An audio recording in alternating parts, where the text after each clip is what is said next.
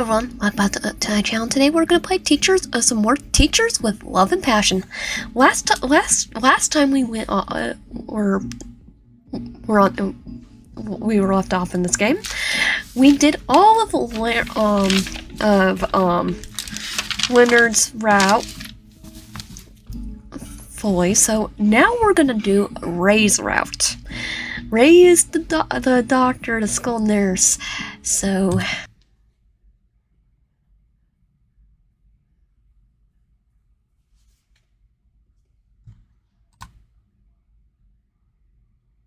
Let's begin. Like last time, we already did the common route because the common route basically the same thing no matter what, just with a few changes.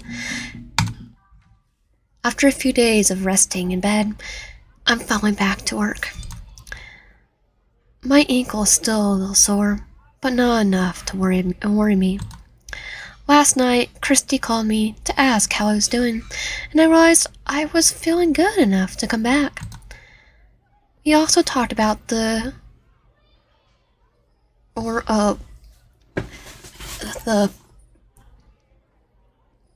Ubadura that came after the competition during my hiatus.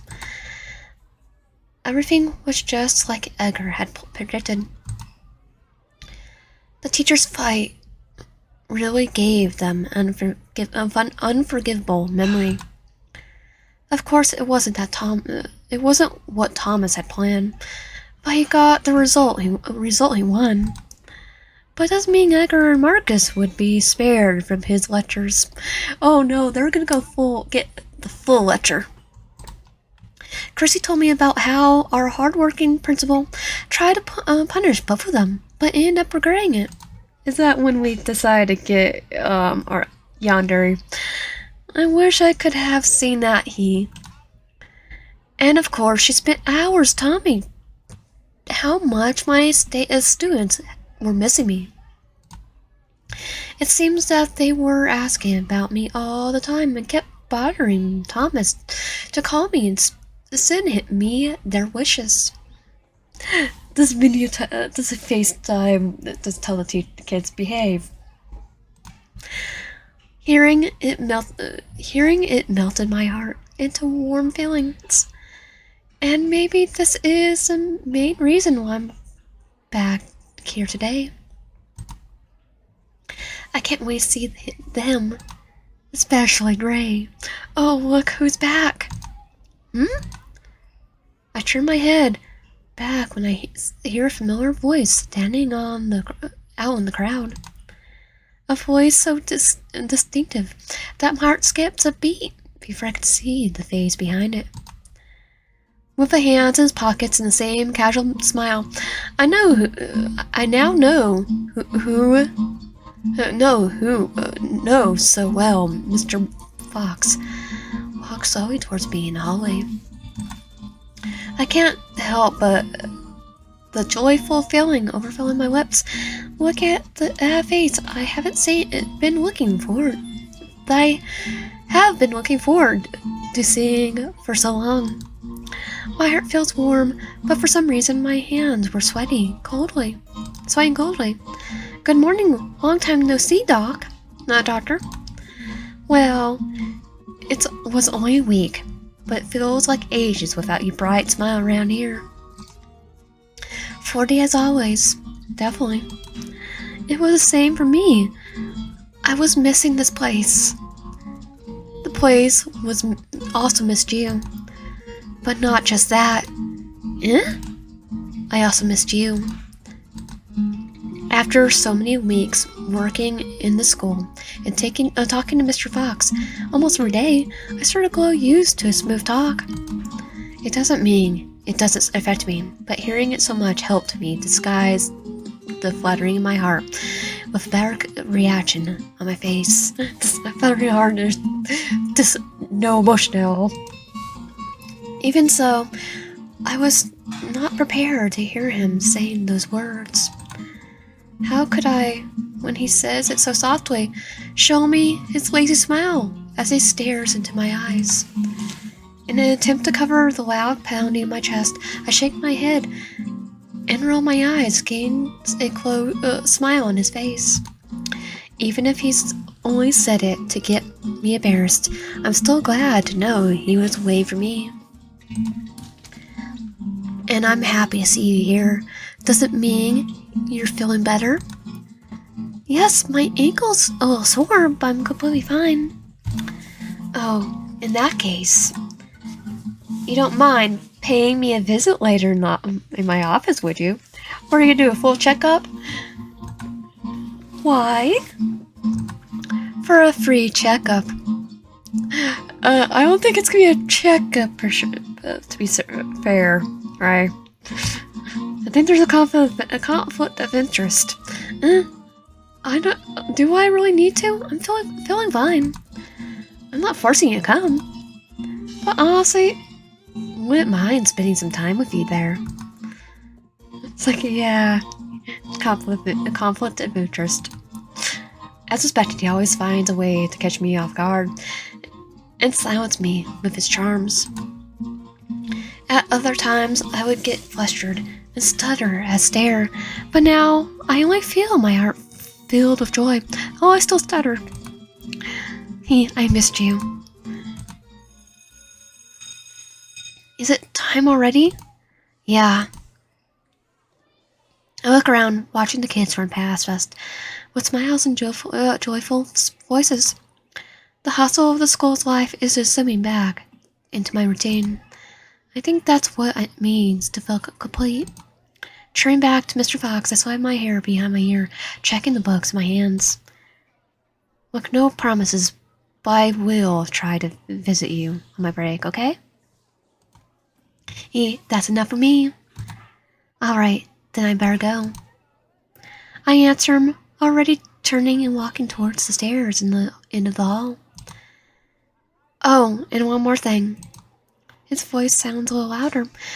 Not much to urge me, but enough to get my attention. When I turn around, I feel kind eyes and soft smile waiting for me. It's not the same expression he had a minute ago. It's not even the same situation anymore. What's he gonna do? I tilt my head, hiding my anticipating heart behind the questioning marks. He chuckles, laying his body in my direction before pouting his lips softly. Welcome back, Miss Stark. Oh, that's what he was gonna say. Not even weird. You could have said that first thing. Didn't he say that? The heavy pounding in my chest dispels any doubt that was once hanging there. I'm home, is all I can think about, but my lips don't dare to say it. Try not to force your body too much today. There's a silly smile hanging my lips. I wonder if it's the sweet sensation lingering in my chest. It's only because I missed him. And please don't run. Why am I gonna run? If I already have a hurt ankle, I'm not gonna run. I'm not an idiot. Laughing, I glare over my shoulder, waving goodbye before doing the opposite of his request. Just because he said so. I could sense his eyes following me from behind as he shakes his head in disbelief. He told me not to, so I do it. God, I really missed this.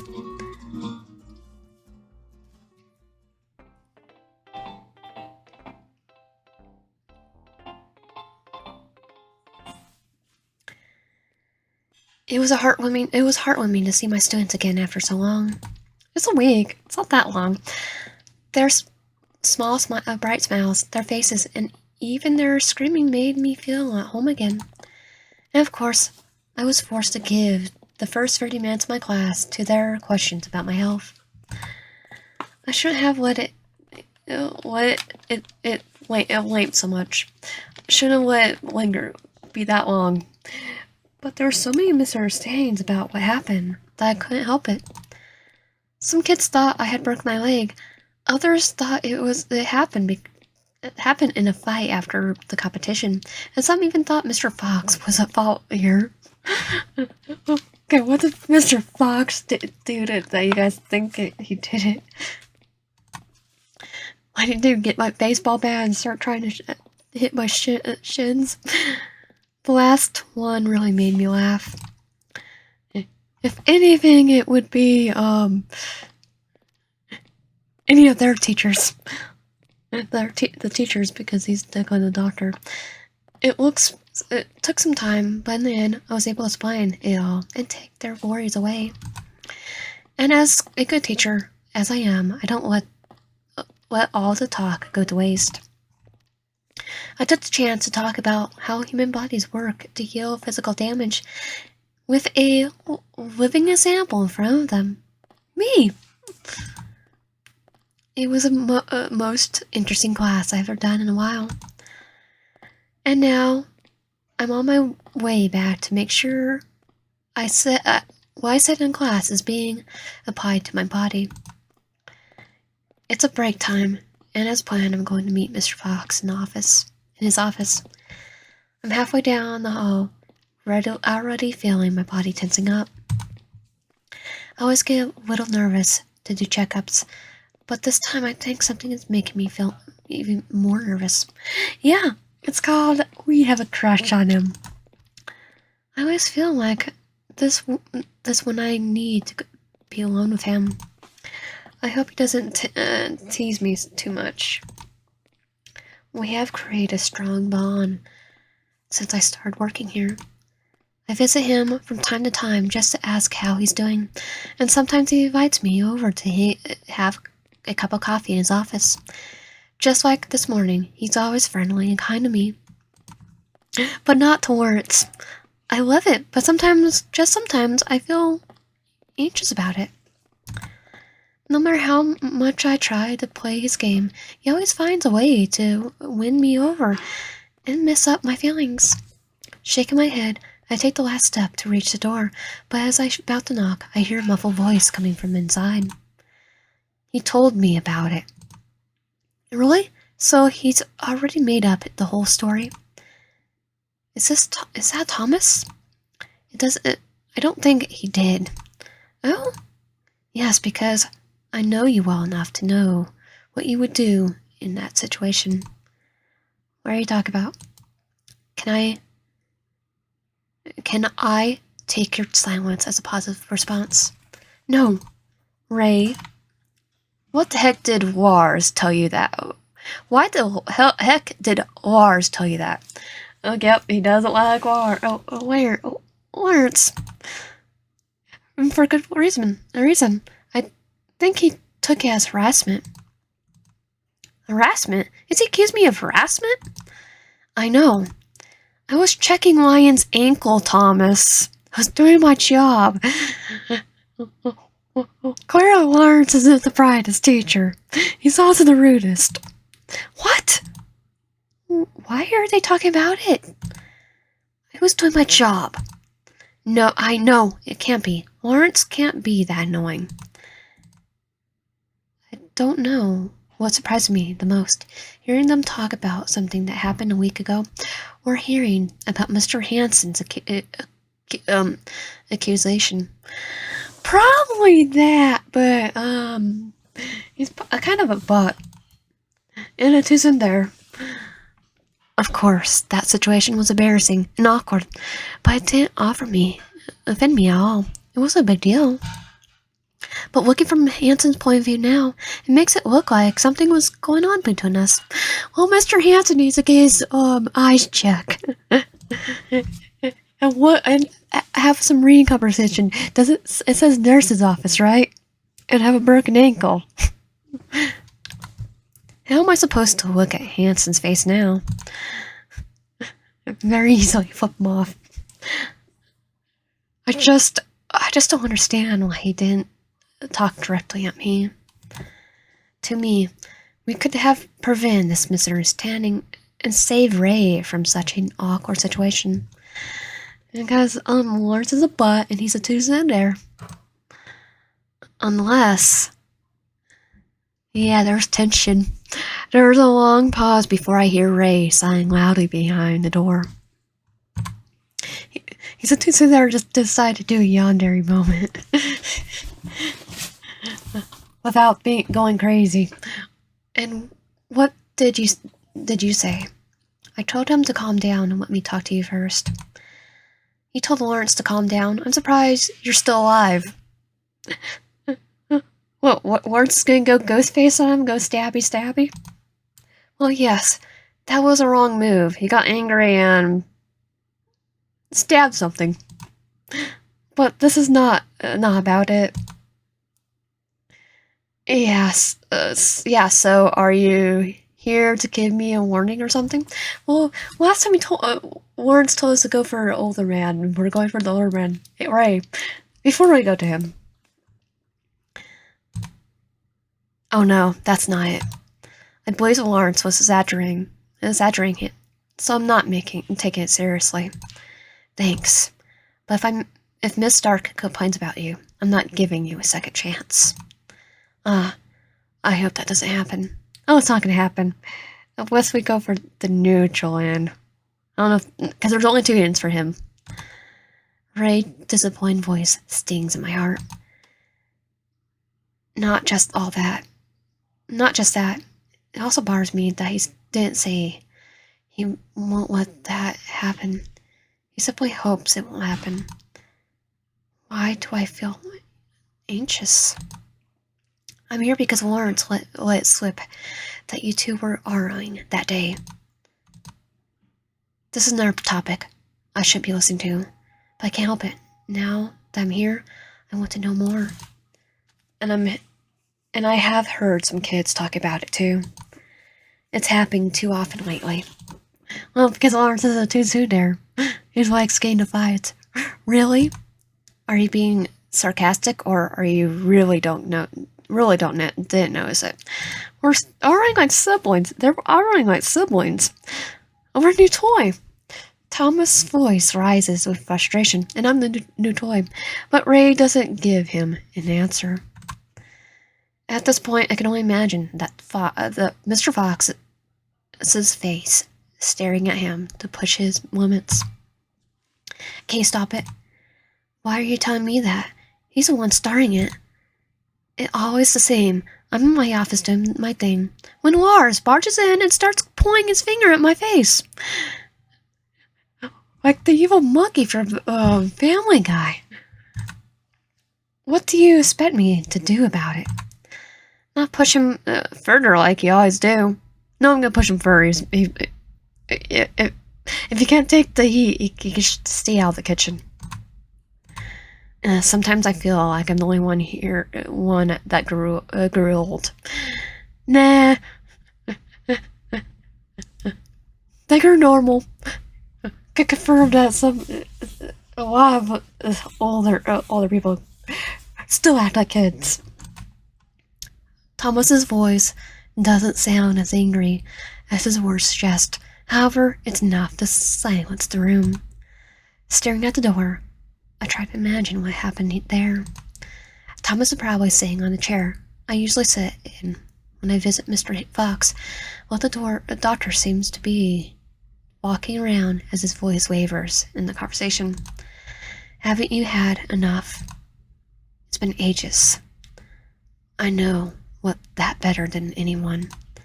Ray's voice is steady, tired, and a little frustrated.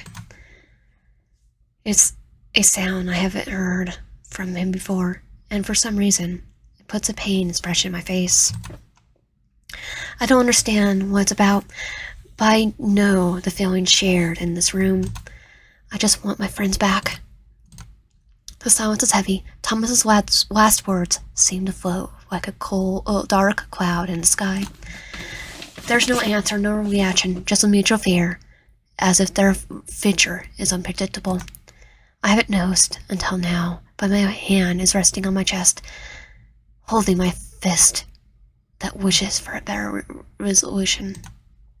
I'm sorry, I should have said it. It's okay. I sometimes wish I could do that for you.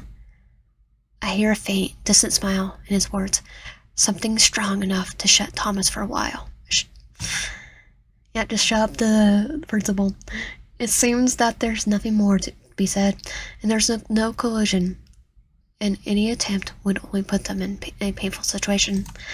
Oh, take Lawrence into the office might be the best position to put them up in the office. Look, I will try to hold back with Arling, but you better tell him not to bar me too. I don't think it's going to work. Thomas, but I'm glad you suggested it. Or get a straining order. He's not allowed to not at the room. Someone is dragging a chair, and someone is laughing under their breath. Sometimes the best way to show support is not to push the issue further. Pain can be comforting, but you share it with when you share it with someone, and I think that's what they were looking for in this whole conversation. Well, since it's all decided, I better get going. Uh-oh. We're caught. I was so invested in their conversation, I forgot I was still standing behind the door. Panicking, I try to pretend I'm looking for something inside my bag, and I hear the knob turning. I have a lot of work to do. Miss Stark, what are you doing here? I turn my head up to Thomas' surprised voice, pretending to be shocked to see him. Oh, hi Thomas, just got here. It's like, yeah, totally. Mr. Fox asked me to see him after my classes, so... Oh! During lunch break, my voice is quivering, my cheeks are bright red. There is the face of a guilty liar. Thomas does... Well, not technically lying. Fully, it's a half-truth. Thomas doesn't say anything about it. Instead, he glances over his shoulder to confirm his doubt with the man behind him. I couldn't see Ray's face for too well from here, but I could imagine what kind of expression he's probably had in his eyes. His silence is easier to read than his words. I didn't know he would be busy. I see. But don't worry, I'm already leaving. Oh! Awkward. Totally awkward. Thomas is probably worried about me hearing their conversation, and I feel terrible for listening to it and not telling him that. He glances at me, trying to read it through my eyes, making drops of sweat pop in my forehead. Thomas, would you mind letting Miss Stark in? Get out of the way. Oh, sorry. It's like, Ray's just like, get out of the way. Ray appears at the door, pushing Thomas to the side and saving me from getting into trouble. Anyway, sorry for taking too much of your time, Ray. Don't worry about it. It was good to see you, Miss Stark. Yeah, same. Kinda wish he was a love interest too. Excuse me. Waving goodbye, Thomas walks away, leaving me, Ray, and his suspicions behind. The doctor leans against a door jab, crossing his arms, watching Thomas with a nostalgic smile on his lips. Look at him puzzled, understanding what he's saying is not the same as what I'm saying. So his eyes turn to me, freezing me in place. Hey, I want you to hear.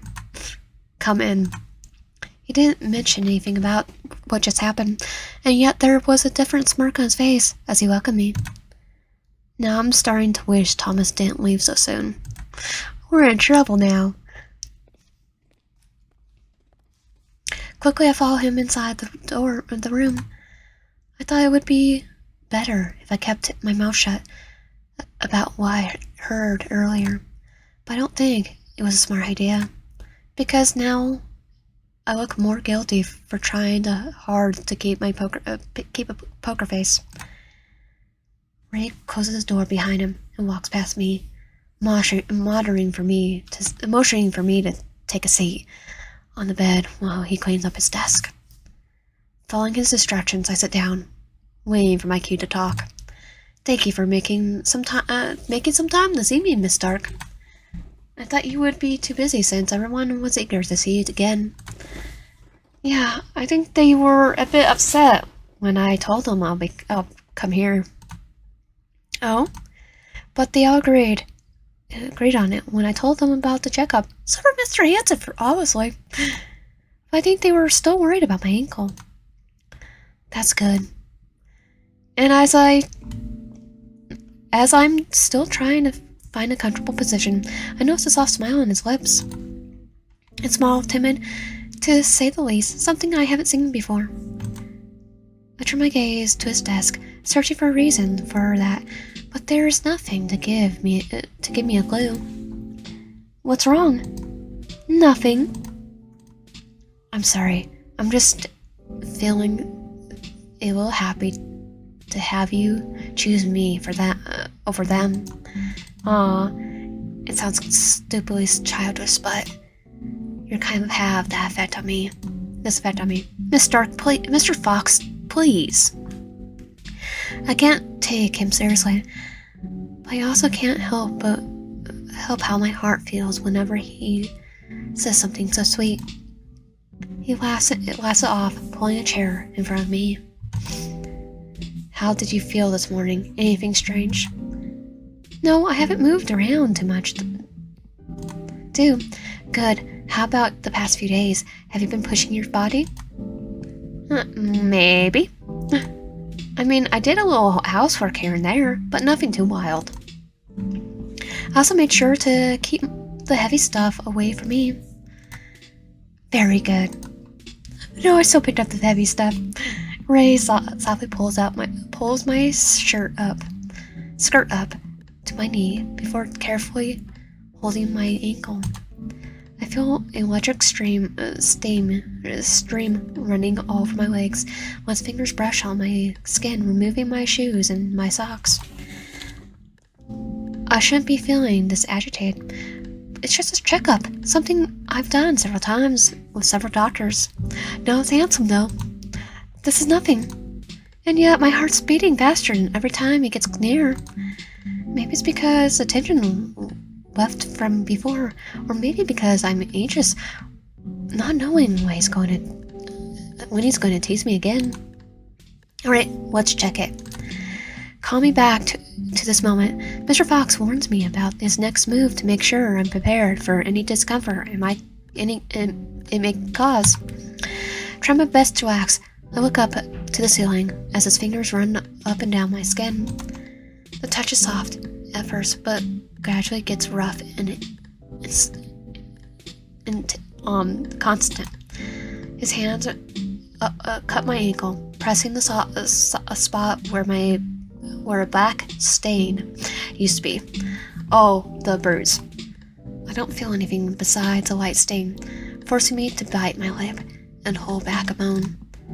I try my best not to make a fuss out of it, but it was not enough. The doctor can always tell when something's wrong. Does it hurt? Kinda. A little. But it's not swollen anymore. Maybe. Have you been standing for too long in your classroom? Yes, all day. I have to. Have you been doing that a lot? I think so. In your house too? Yeah. How about behind people's doors? You knew. I shut my mouth instantly. He did not forget about that as I did. It did wait for a perfect time to bring up too. Just like a predator after his prey, he made me comfortable, believing I was safe before setting his claws on me. But he's a very cute predator. I silently laughing. His eyes searched for my face to make sure he got the reaction he wanted. I didn't even try to hide anymore. It's clear in my face what's going on from my mind. A smile slowly draws on his lips as those mischievous sighs send shivers down my spine. Satisfied, he turns back to my ankle, letting go of it. It's all good. We have to keep pressuring it. You've been pressuring it too much. And you're still taking painkillers? Yes, it's my bag right now. Good. Then keep taking them until Friday. Okay. Your body's recovering very fast, so I'm sure you'll be completely fine within 3 days. Tell that to my actual arm that still hurts after hitting it with the door. That's very precisely. I'm a doctor after all. Well, every body's different, doctor. But if I'm wrong, you're allowed to come here and kick my ankle. you're wrong. I get to give you the same damage I have. Laughing Ray helps me wear my shoes. Helps me put my shoes on before finally finishing his checkup. Things are so weird when I'm with him. At the same time, he corners me and suffocates me with strange feelings. He also makes me smile and forget about my problems. Like a roller coaster, it's hard to tell when I'm scared and when I'm having fun. Or if I'm just scared because I am having fun. So, one word is all he says for a while, allowing his voice to linger through the quiet room on purpose. I push my skirt back down and hold my hand above my lap. My face is straight and stretching, yet my eyes only stare at the floor. He's still sitting in front of me, now his arms across and his body leaning back on the chair. I feel like a criminal being interrogated by a sadistic police officer. Well, if the sadistic police officer was cute. Did you hear my conversation with Thomas earlier? Something like that. That's not answer, Miss Stark. I'm looking for yes or no. If you're honest, I could consider rewarding you. His voice sounds sweet, like honey dripping from every word. It's hard to resist the temptation of his offer. Just tell me the truth. So this time we are gonna be honest with him. Yes. What a good girl. You must be looking forward to your reward. What reward? Oh wait, yeah, you told me you were gonna get a reward. But unfortunately now, I need to hand you to Thomas. You need to pay for your crimes. For what? What? I'm just messing with you. Don't worry about it. Hearing that wasn't a big deal. Really? Yeah, just the usual scolding. Thomas gets emotional about every little thing and makes a big deal out of it. He talks like such a painful conversation was meaningless to him, as if I would believe it. The conversation left many questions about what happened between him and Hansen in the past, and why it remains a point of contention. I think of asking about their relationship, but I stopped myself from starting this topic. Oh, I want to know what happened. The last time we spoke of it, Ray made it clear that it was something he wanted to share with anyone. Thomas, he likes things to be in perfect harmony because he doesn't want anyone to be sad, but that's not the case. He's a fool for thinking that it would be possible. Yeah, especially if one's instigating it. Hanson. Life is just like that. To be happy, one must be sad. He talks with this pain in his voice, but his face shows me the eyes of a man too tired of repeating those words to himself. Maybe Thomas is not the only one who wants things to be different. Why does it sound like you're don't agree with your words? Do I? Yeah, I mean, you talk like you don't care, but you are still taking the time to explain it to me.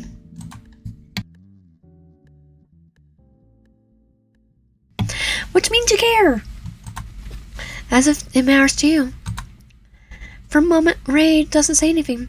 He only watches me, thinking deeply about what I said. Our cheerful mood from earlier is completely gone. Now the silence between us has turned dull into gray. I can't help but feel guilty about it. I have already gone too deep into this place, where I shouldn't have even crossed the door.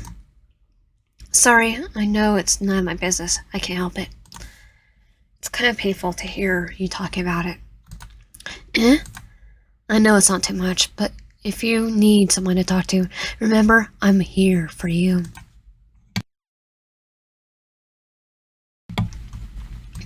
I am here. Totally, to start sleeping. I said that in an attempt to fix up the mood and bring comfort to his confusion, but seems that my words cause a wrong effect. Instead of his lazy smile, my words brought an astonished look in his eyes. He looks like he's just found something he didn't even know he was looking for. Expression of disturbing confusion. Oh, he found his true love. Worried, I open my mouth to ask what's wrong. My voice fades out into the doctor's soft laugh. You're too kind, Miss Stark. So much that it sounds dangerous. He grunts, shake his head. Somehow, it looks like he's not talking to me, but with his own thoughts. There's a smile on his lips, but the weight of his tired heart is showing on his shoulder. Is that a good thing? I have no idea, but maybe if we spend more time together, we'll learn the answer. Oh, he's hitting on me. And I'm really curious about it. He wings in closer, winking cheerfully before standing up. Despite the confusion of feelings and poorly ended conversation, we managed to restore the previous friendly atmosphere. Seeing him smiling and teasing me really makes me happy. Well, I think we're done with your checkup and your lies. What? Nothing. I think I deserve it. I didn't lie to you, Ray. Yes, you do. Now, if there's anything else I can do for you. Oh no, I'm good. Well then, you're free to go. Hearing that makes me sad all of a sudden. I was all nervous about coming here earlier, and now I don't want to leave because we're with our crush. My heart flutters at the thought. I think this is the first time I realized I feel this way. Maybe that's the effect he has on me, but I still don't know if it's good or not. Have a good break, and don't forget to eat. Yes. Maybe he's right. We should spend more time together to know the answer. Shaking my head at the silly thoughts, I stood up. Thanking him one last time, I grab my bag and leave the room and the conversation behind.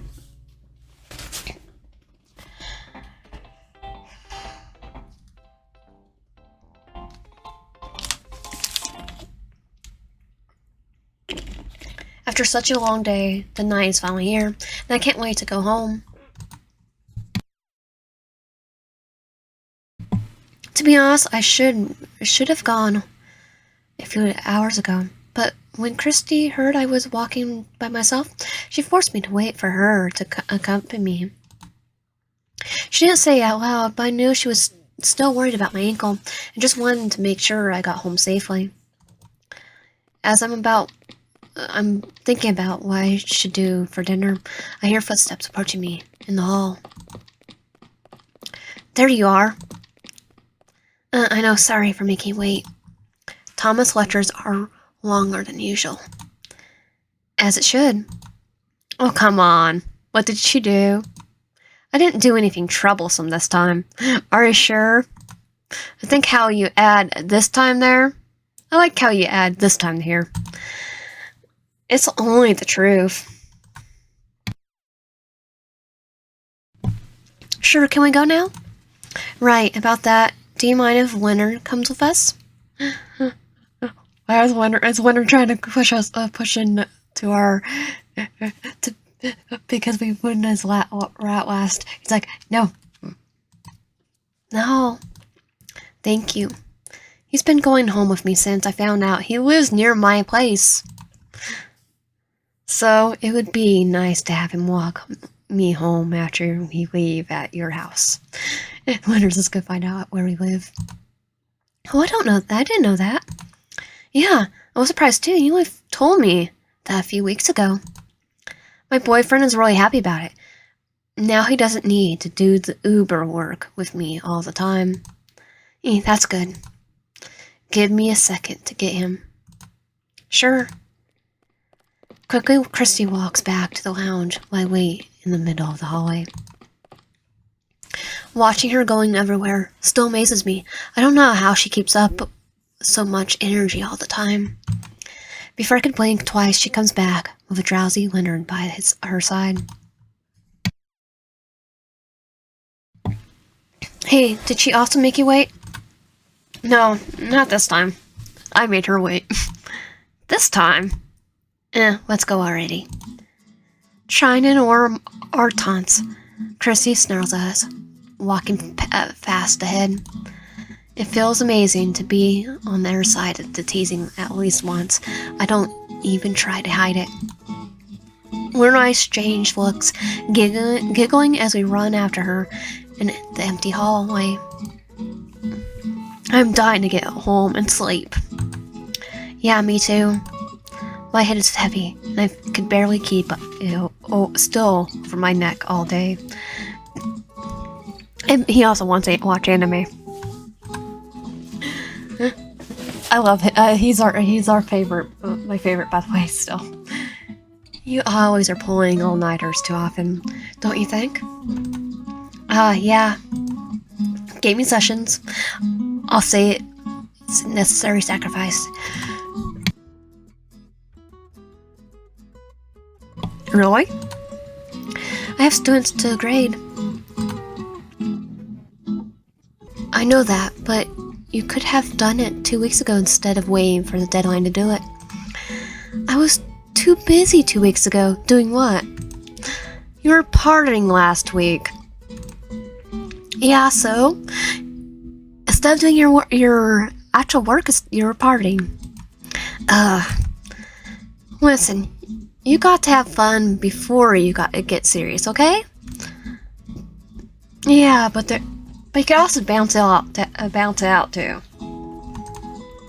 Seriously, I may die tomorrow, so let me do it while enjoying my life. I don't want my last memories to be of a sad teacher locked in a classroom. Yeah, but you have a husband. Or a boyfriend, right? Husband, boyfriend?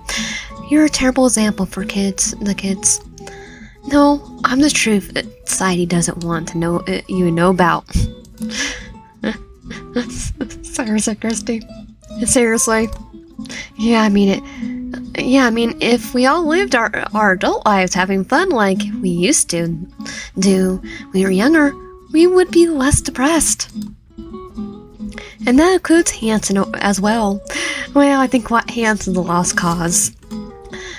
Sure, but that means we'll be pulling all-nighters every night too. So, you're half right. No, I'm 100% right. Sounds good to me. I know Christy's too proud to accept defeat, so hearing her run out of arguments is enough for me.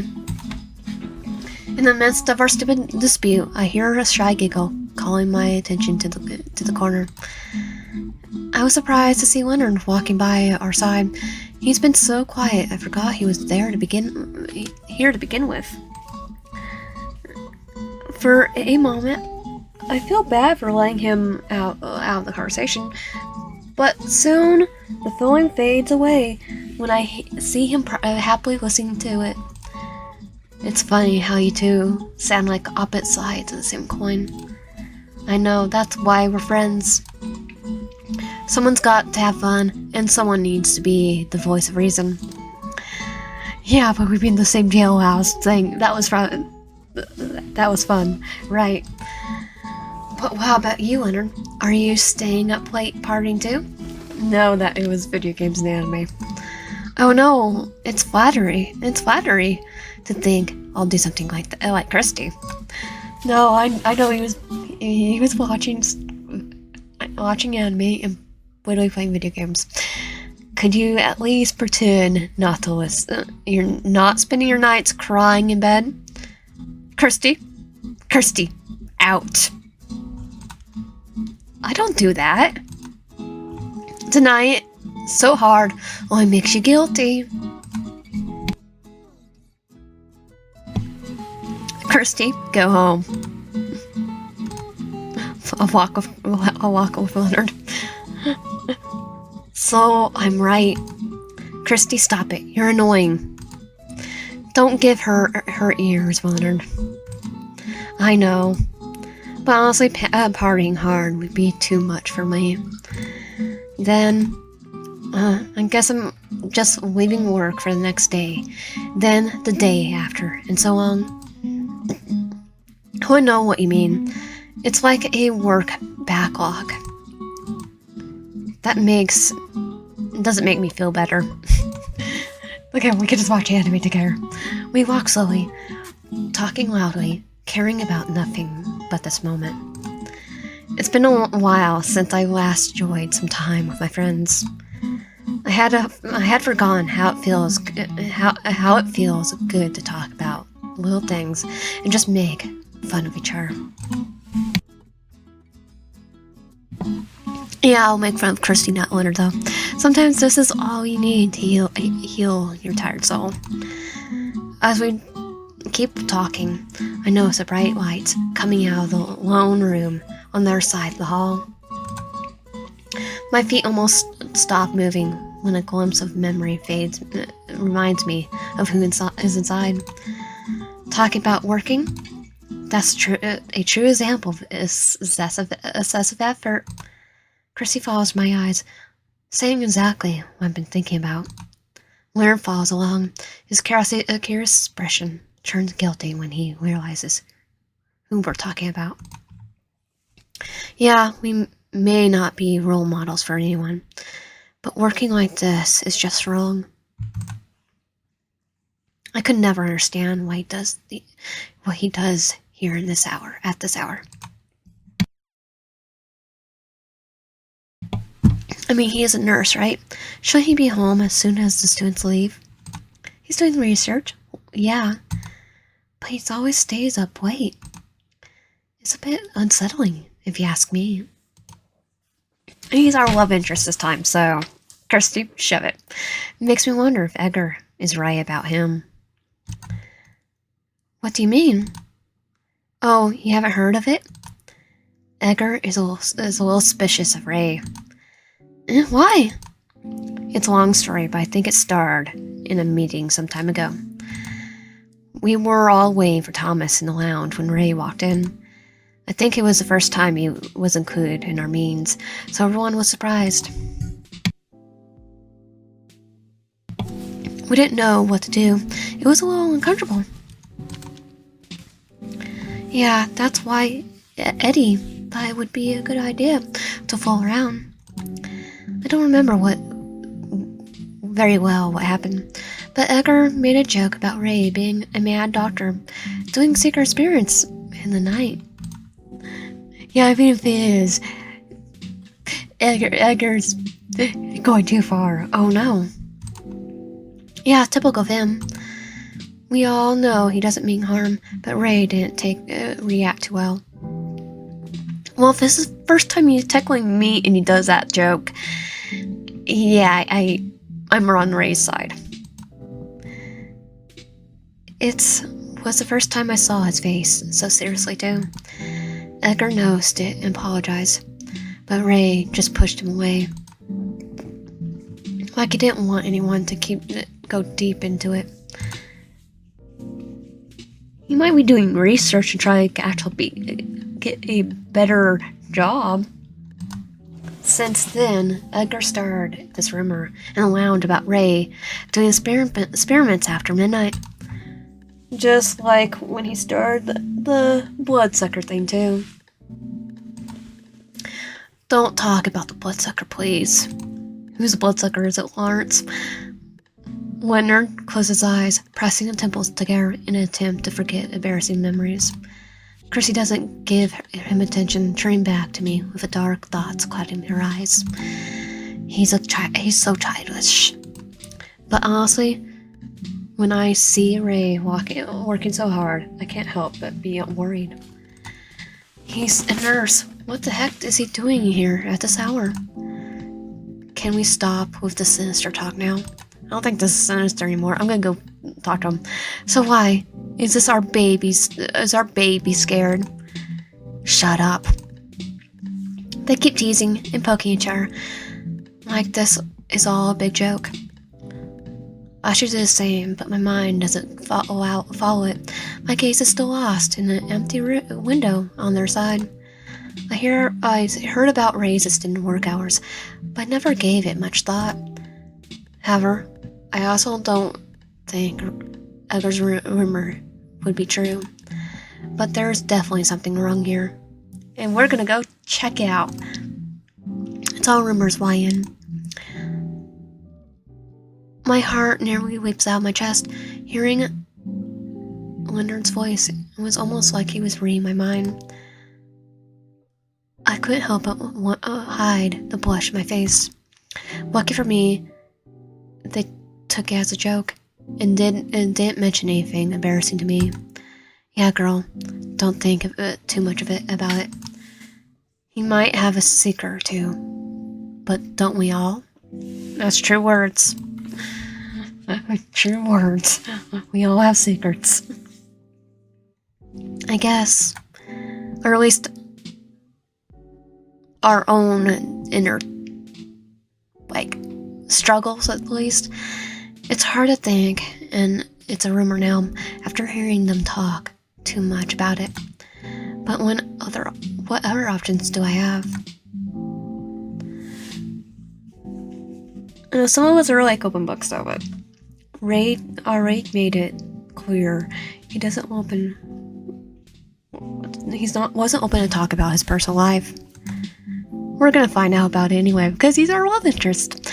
I think I shouldn't be so worried as long as he's doing fine.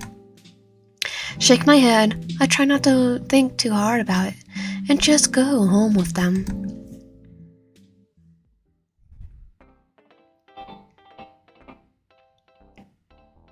I wonder if we're gonna see our Yandere.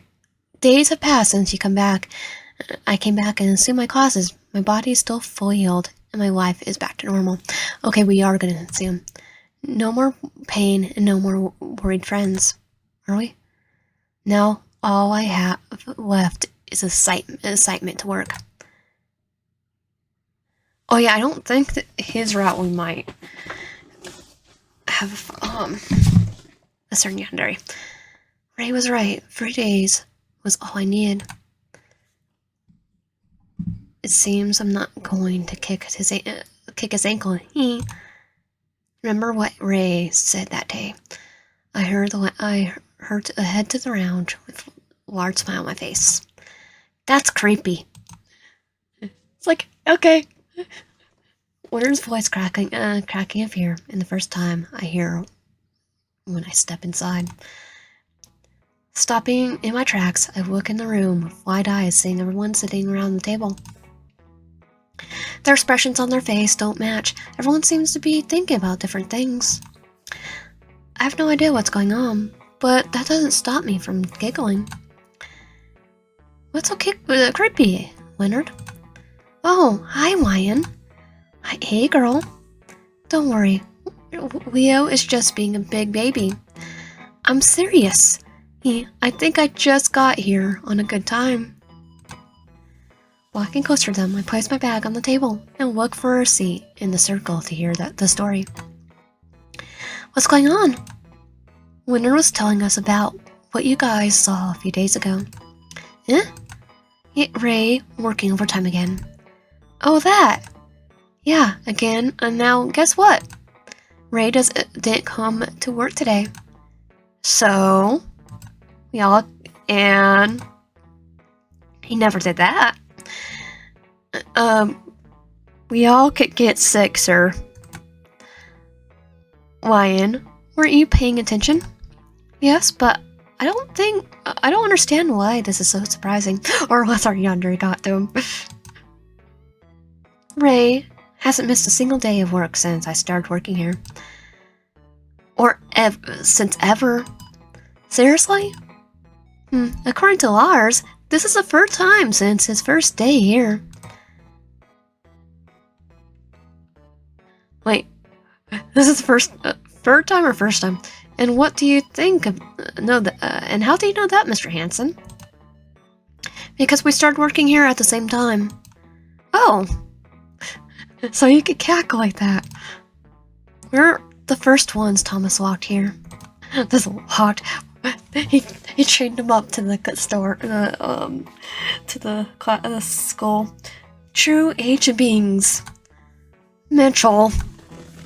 But that's not what was worrying me. Then, if he never skips work, then do you think he heard us that night? The question haunting Leonard suddenly starts to bother me. We haven't said anything bad that night, but it didn't stop me from feeling guilty. So what, he heard it and decided it's time to take a day off? That's good, we're helping him take it easy. I'm serious, Christy. Wait, I don't get it. Why are you guys so worked up on it? He's in the school. He's a school doctor. He needs to be here every day, right? Yeah, but you could still get sick. Yeah, but the timing's strange. I agree with Leo. This is definitely something wrong here. Thank you. So what do you guys say about taking this chance to search his office? What? I knew Mitchell would say something stupid. That's not stupid. We all suspicious of him. Not me. Then think about it. What if we find something weird there? What, like an eyeball? Like a mutant lizard or something? Then I'm gonna name it after a Teenage Mutant Ninja Turtle. Even though it's a lizard. What? Now you're talking nonsense. I'm serious. What if there's something wrong with him? Shouldn't we look for it and try to help? A girl jumps from one idea to another so fast that it's hard for us to keep up. It's obvious that he wants to find proof to show he's right in his assumptions. But at the same time, we think Way may be behind something. His plan doesn't seem so absurd. Okay, enough. They're going too far. Let me send him a message. Eh? What do you what? Do you have his number? Yeah, he gave it to me when I first met him. Okay, he's gonna report because he's the Karen. I thought he doesn't like the teachers. He doesn't like you, Edgar. And Lars. Of course Lars, because Lars is a Karen. But he seems to have nothing against Miss Stark. Everyone is looking at me, but only Christy smiling. I don't understand why having his number would be such a big deal until they all pointed out. Perhaps since I have everyone's contact from the beginning, I don't realize how strange it was for Ray to share it with me. I missed the fact that he's not in the group chat, and the teachers never said anything about texting him. Now that I think about it, I'm starting to feel special, and it's not something easy to hide from their eyes. I don't like this. Oh, mind your business. Definitely mind your business, Lars. If you report this, I'm gonna shove you into your locker. Like a kid who bullied someone because you bullied someone. Let her text him so we can know what's happening. Yeah, right, go on, Ryan. Okay. I don't even know if he's going to answer me. No, not wasting time, I grab my phone, give him no room for more questions. I take a deep breath and sent him a short message, asking how he was doing. My fingers shake, holding my phone close to my face. The white screen is blinding me, but it's better than looking at the suspicious faces surrounding me. You know, he may have overslept. Is that your best theory? That's not a theory. It's an actual possibility. We have a text. The notification pops up, making me blink a few times to focus. Everything around me turns quiet when I see his name on the top of the screen.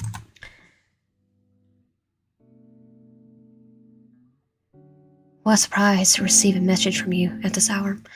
I know, sorry for bothering you. It's not about it at all, my dear. I'm rather happy to hear from you. I'm glad.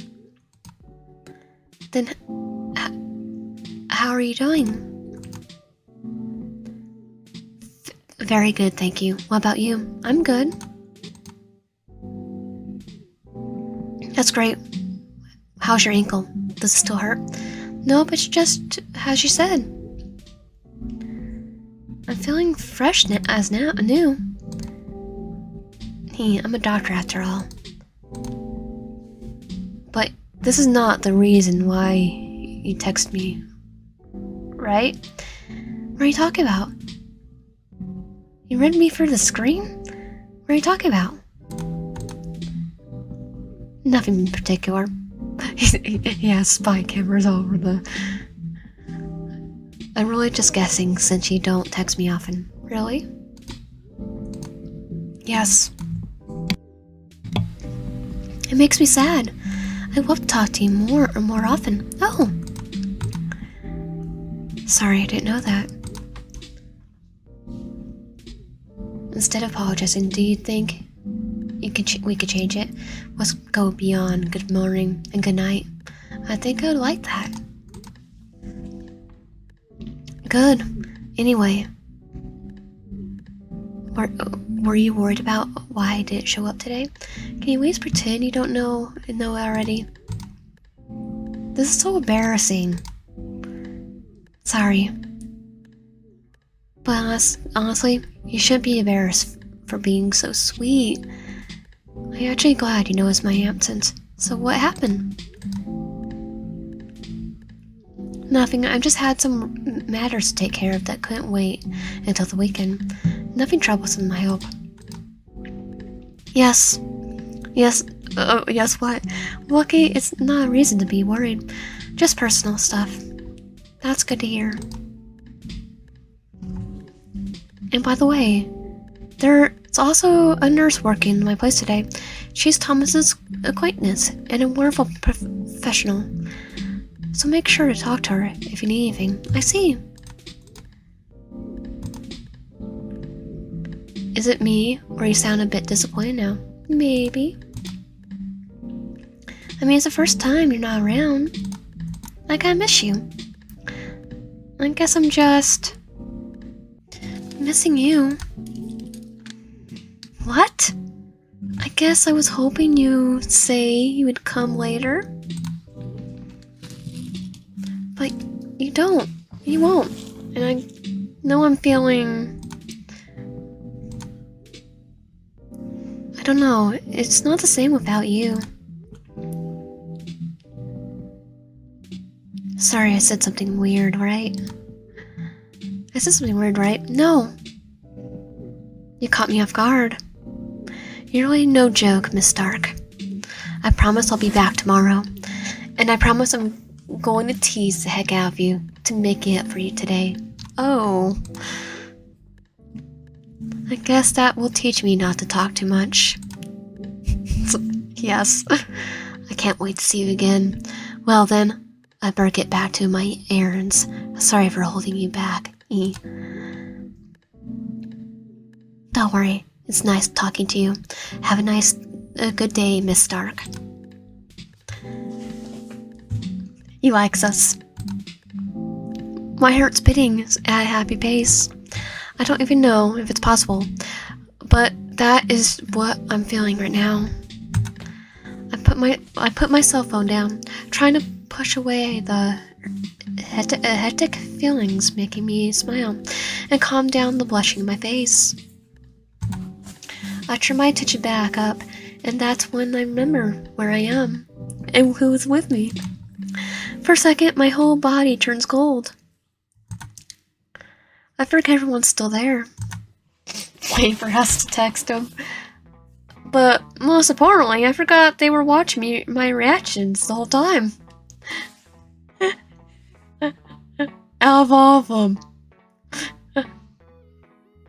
He is pissed. Our male Karen is pissed off. What?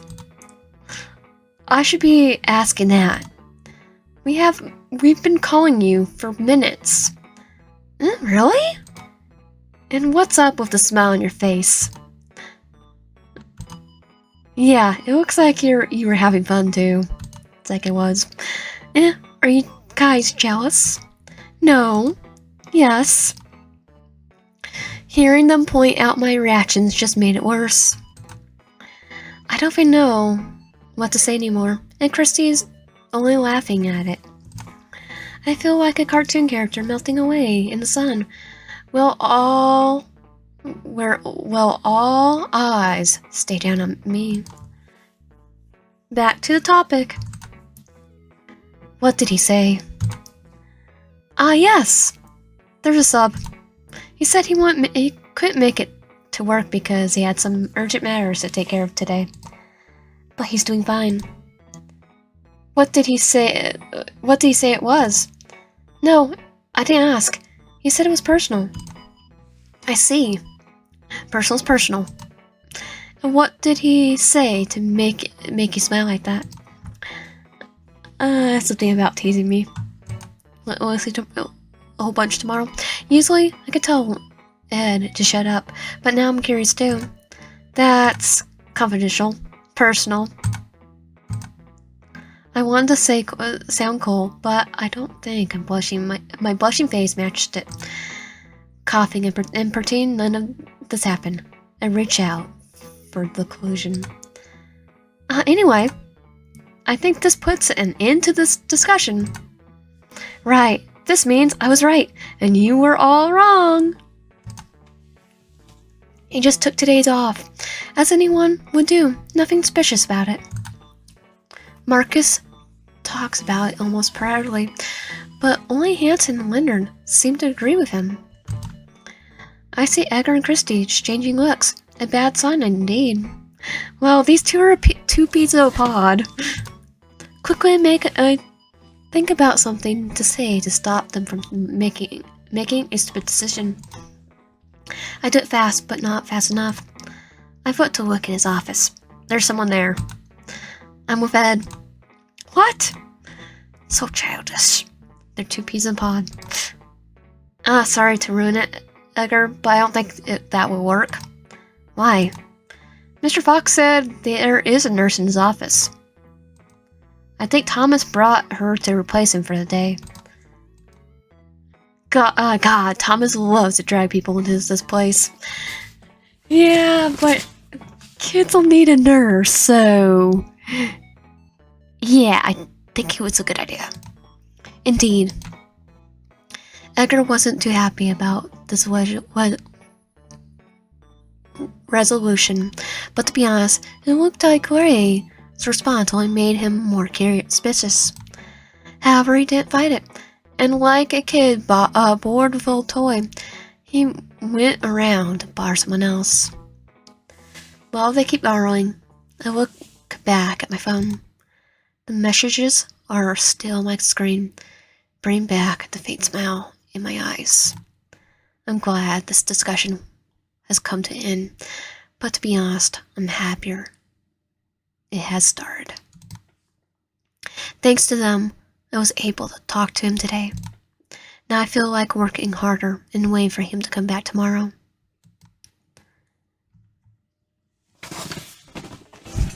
I still love the animation.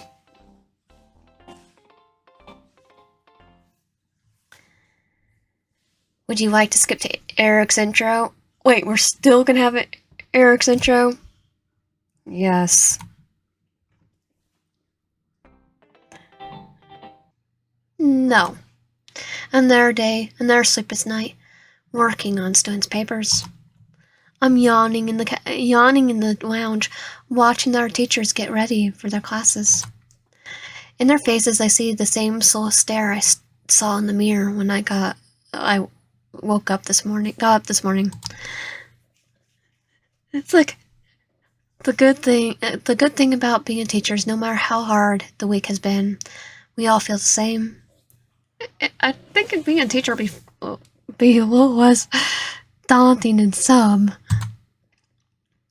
Especially an art teacher like Leonard. Every morning feels like a meeting at rehab before going into classes. And Marcus, because Marcus gets to play around, play sports all day. Suddenly, we hear a few light knocks on the door, calling our souls back to our bodies to agree in our whoever is here to see us.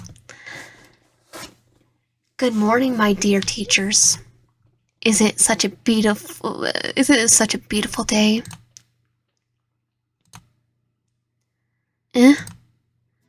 Maybe it's still too early for that. Unlike all of us, Thomas doesn't understand the signs of our faces. It's like everyone's like, I had enough of this. It's exam week, Thomas. Of course it's too early. These two won't even have to worry about it. Unless he's doing art, essays and art. Kids will have fun with that. And then there's PE. Is there exams in PE? Unless you called like the rope, the one you had to climb the rope, which I've never done. I might have been exempt from that. Oh, right. This reminds me that I want to thank you all for doing such a great job every day. And for working so hard for the school and our students. That was low. I can't even come up with a joke about it. Yeah, I bet even Hanson is trying his hardest not to smile at Thomas's kindness now. I am not. Yes, you are. Thank you, Thomas. They won't admit it, but we all need to hear it. I mean it. Now I also have something important to tell you. Here we go. Today, Santa Loca is welcoming a new member to our crew. Our yandere from last time. Everyone, please meet Eric Quinn. After a dramatic introduction, Thomas takes a step to the side, revealing a face we have never seen before. A boy young enough to be mistaken by a student stands with a juvenile smile, waving silently at us. And the little kicker is he's only 5 years younger than our character. Our character is supposed to be 30, he's supposed to be 25, so it's not that much of an age gap. To call him a young child. He's been an adult for a while. We look at him, speechless, still shocked by the unexpected announcement. Good morning. It is a pleasure to meet you all, and plus he is closer to our age than Lawrence and Ray in the game. It is a pleasure to meet you all. Like an angel that's never experienced pain, he sounds sweet and pure. For a moment, I feel bad to see such a young soul crossing the doors of trauma and low salaries. Oh, was that how everyone felt on my first day? I think it started falling in love with us. Now I'm turning into a veteran already. You can't become a veteran until you've been here for a lot longer. Oh wait, it means it's my time to tease someone. Eric is my new assistant. Yes. After all the trouble I've caused everyone, I decided to hire someone to assist me. Finally. Thomas's words took longer to reach our ears and make sense of something we did not expect to hear. Everything I was thinking a second ago vanishes from my mind, taking away the veteran burden from my shoulders. Yay! Slowly a smile grows my lips. I'm glad Thomas will finally work less than he usually does. However, it also means that this boy has no idea what he's stepping into. Be careful not to let Thomas overwork you, Eric. This again? You always talk about me like I'm a monster. That's not it. We talk about you like we care about you. But you always get yourself in trouble and force us to save you.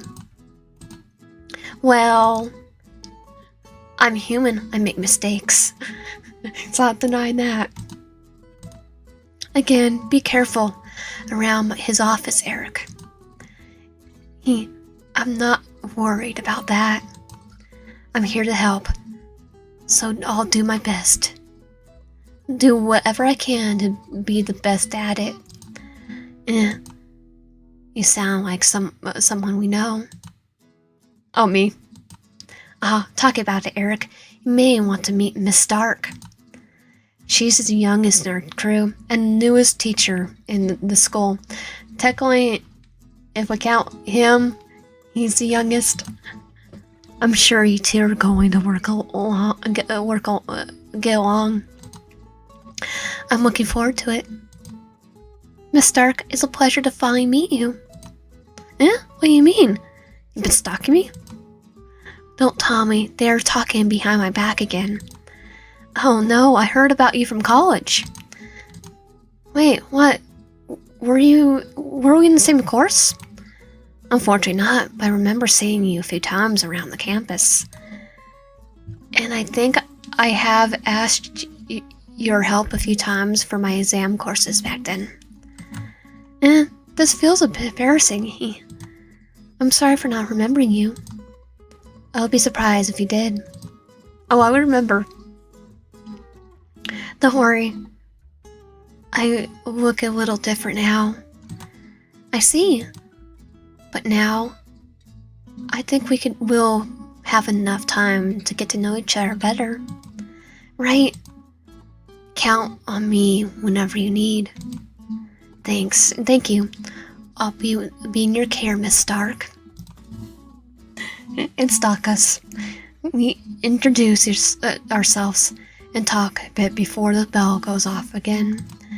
Me and Eric helped us to stay awake and give us a new topic to chat about on our break. I'm sure the boy is a little troubled on his first day, but I can feel that he's going to be a good addition to our team. My life as a teacher is getting more exciting. I don't think we have him being a yonder this time. It's almost break time. I just finished another interesting class. Today I talked about insects and how similar those creatures are to humans. It was a perfect opportunity to teach my students how the small lives are so important to our ecosystem. I'm going to only skip his this time because I don't think he really has a part in this one, just as much as our own small actions are to their other lives. Next time we'll go back to his intro. And guess our yonder is still here.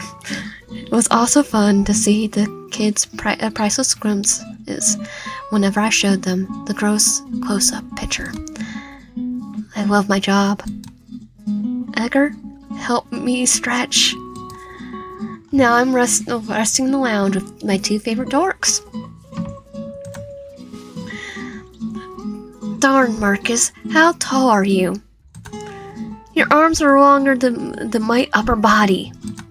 Shut up. You're both taller than me.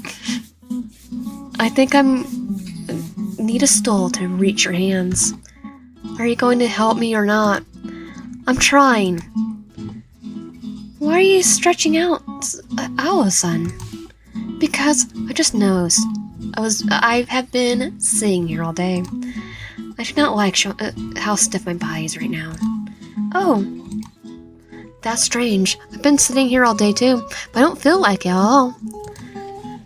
That's because he has more exercise in his body. I was in my classroom most of the morning, and I also don't feel like that. That's because you two never stretch. I don't think that's a difference, though. So you can't notice difference. Yeah, I guess it makes sense. Of course it does. I'm a PE teacher. I know what I'm talking about. No, I do a lot at work. That includes basically exercising. And when I'm here doing YouTube, I'm sitting down a lot. And I still have that problem. So Marcus, I think that's a you problem. Nah, I don't think that's it. What? I think you're just getting old. Oh, Edgar has a good point. Thank you, Miss Stark. You think he has a good point, huh? No, not really. Then let me show you my point. What are you? What? No! It's dragging him. Before Edgar and I could understand what Marcus meant, he turned around, grabbing Ed's arm and pulling them open wide. Marcus, what are you doing? This guy creeping me out. Edgar yelled as the tall man stood behind him, forcing him to remain in a cross position. This Wyan is a perfect example of a stiff body. Ah! Marcus explained, looking into my eyes from above as Edgar's screams echo in the room. When you don't stretch enough, it causes the postural problems. Marcus, please not! It may be hard for you to do some daily task, which applies a greater risk of muscle and joint injuries in the future. Saying that he pulled his arms up, almost lifting Edgar off the floor. I could feel the pain reaching my own body as I watched my friend being tortured in front of me. I can't, Marcus. I get it. Oh no, I'm not done yet. You're not? Right now, I'm showing the damage done to his back, but I'm still need to show how much it's already affected his whole body. Marcus? You're scaring me. Get the squirt bottle. I'm just getting started. Marcus, please, have mercy on this man. You should be worried about yourself, Miss Stark. Eh? It's gonna do it because you're up next. Okay, Marcus, I'm getting a baseball bat with spikes on it. With no further warning, Marcus pushes Edgar's back forward while still pulling his arms. Actually, wait. I'm gonna pull a Hanson and say that's harassment. After it, I hear a loud crack coming from the room. That's not a good sign. I'm running. My hands cover my mouth as I watch my friend's eyes roll back into his head. Slowly, no empathy, Marcus snorts wickedly, letting go of Edgar's hands. Unable to endure any more torture, the man's lifeless body falls to the table right in front of me. Edgar, are you still here? Ed? There's a cracking sound of the fingers above us. Both sends a shiver down my spine. The horse singing is not done yet. Go! What? Go, Miss Stark. Run for your life. I will keep him busy. Marcus grabs him again before he finishes his hairline, stretching his back in a straight line I've never seen before. Stop being so dramatic. Oh, I'm gonna listen to him. If you stretch every day, this won't happen. Run! I know it must hurt like a heck, but watching Edgar make a sing is just funny. No, Marcus will not touch me. He will get kicked in where the sun doesn't shine. If he tries to do this on me, we're stabbed by yonder. That's conveniently still in this route. Even Marcus can't deny he's having fun doing it. Live your life to the fullest, my dear YN. Following our scream, the door opens behind us, calling our attention to the entrance. The man standing there stares at us all as question marks draw on his face. What the? Help me, Ray. You know what? Forget it. I'm not interested. Marcus opens his mouth in an attempt to explain why he's holding Edgar from behind and bending him over the table, but stops right after Ray raises his hand. The doctor closes his eyes, taking a long breath to recompose his thoughts after such an unexpected scene. Miss Stark, would you mind coming with me for a moment? Oh, no. It would be a pleasure, actually. Alright, follow me. Okay. Yay, ready for this win. Bye-bye, boys. Have fun. Stark. Yes? Don't forget that you will need to come back here later. Don't forget I'm gonna have a baseball bat and I'm gonna drag Ray with me. And maybe Eric. And I will be here, waiting for you to prove my point. Run, Wyan, now! I'm taking two. I'm taking a yonder. I'm taking my love interest with us. Give me no chance for Marcus to hold me back. I went after Ray, leaving the screams and laughter behind.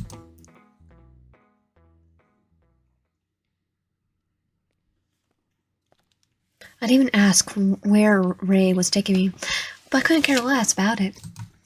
All I could think about was how I was going to avoid Marcus all day while still working in the same place. I don't want him to grab my arms and play with it like a rag doll. That's called harassment. I'm a girl. I could play off as harassment. He touched me without consent. Just thinking about it is enough to make me shiver. Shaking my head, I take a look to my left, finding Ray's eyes watching me, with a smile hanging on his lips. And he's bigger and taller, has more power. Yeah, it wouldn't work out for him. What? I'm trying to guess what you're thinking about thinking so deeply about. I think it's something to do with the awkward scene from earlier. Yeah. What did the old fellas do to you, Miss Stark? Nothing for now. For now, he's like, turns around. Echoes of Edgar's painful screams complete my hesitating sentence. As I suffer, compressing those terrifying fears, Ray laughs beside me, enjoying my silly situation. Well, if you need the place to hide, you know my office is always open for you. And no one will come over here. Don't be scared of him. His last words come out as with a sheepish smile. I have to force myself to keep moving and not let the shock of hearing it stop me in my tracks. Ray doesn't know what happened in the lounge, and yet he's open and ready to give me aid for any reason. This alone is enough reason to warm me up from inside out. Thank you. I'll keep that in mind. Good. I hope. I honestly have no idea how you keep up with them. Honestly, not with that one. I don't know, because I would probably complain. It's not enough to deal with students. You still have to deal with the old man's shenanigans. It's not that bad. Really? Or are you already used to it? Maybe I'm used to it too. I knew it. But they're also fun. I think it's our way to help each other relieve stress. I see. I'm glad you're enjoying your time with them. As we walk, we turn to the second corner, heading to another long hall. Where is he taking us? I know these hallways well enough to know where we are, but still don't understand why Ray is leading me through it. He was our savior. Where are you taking me?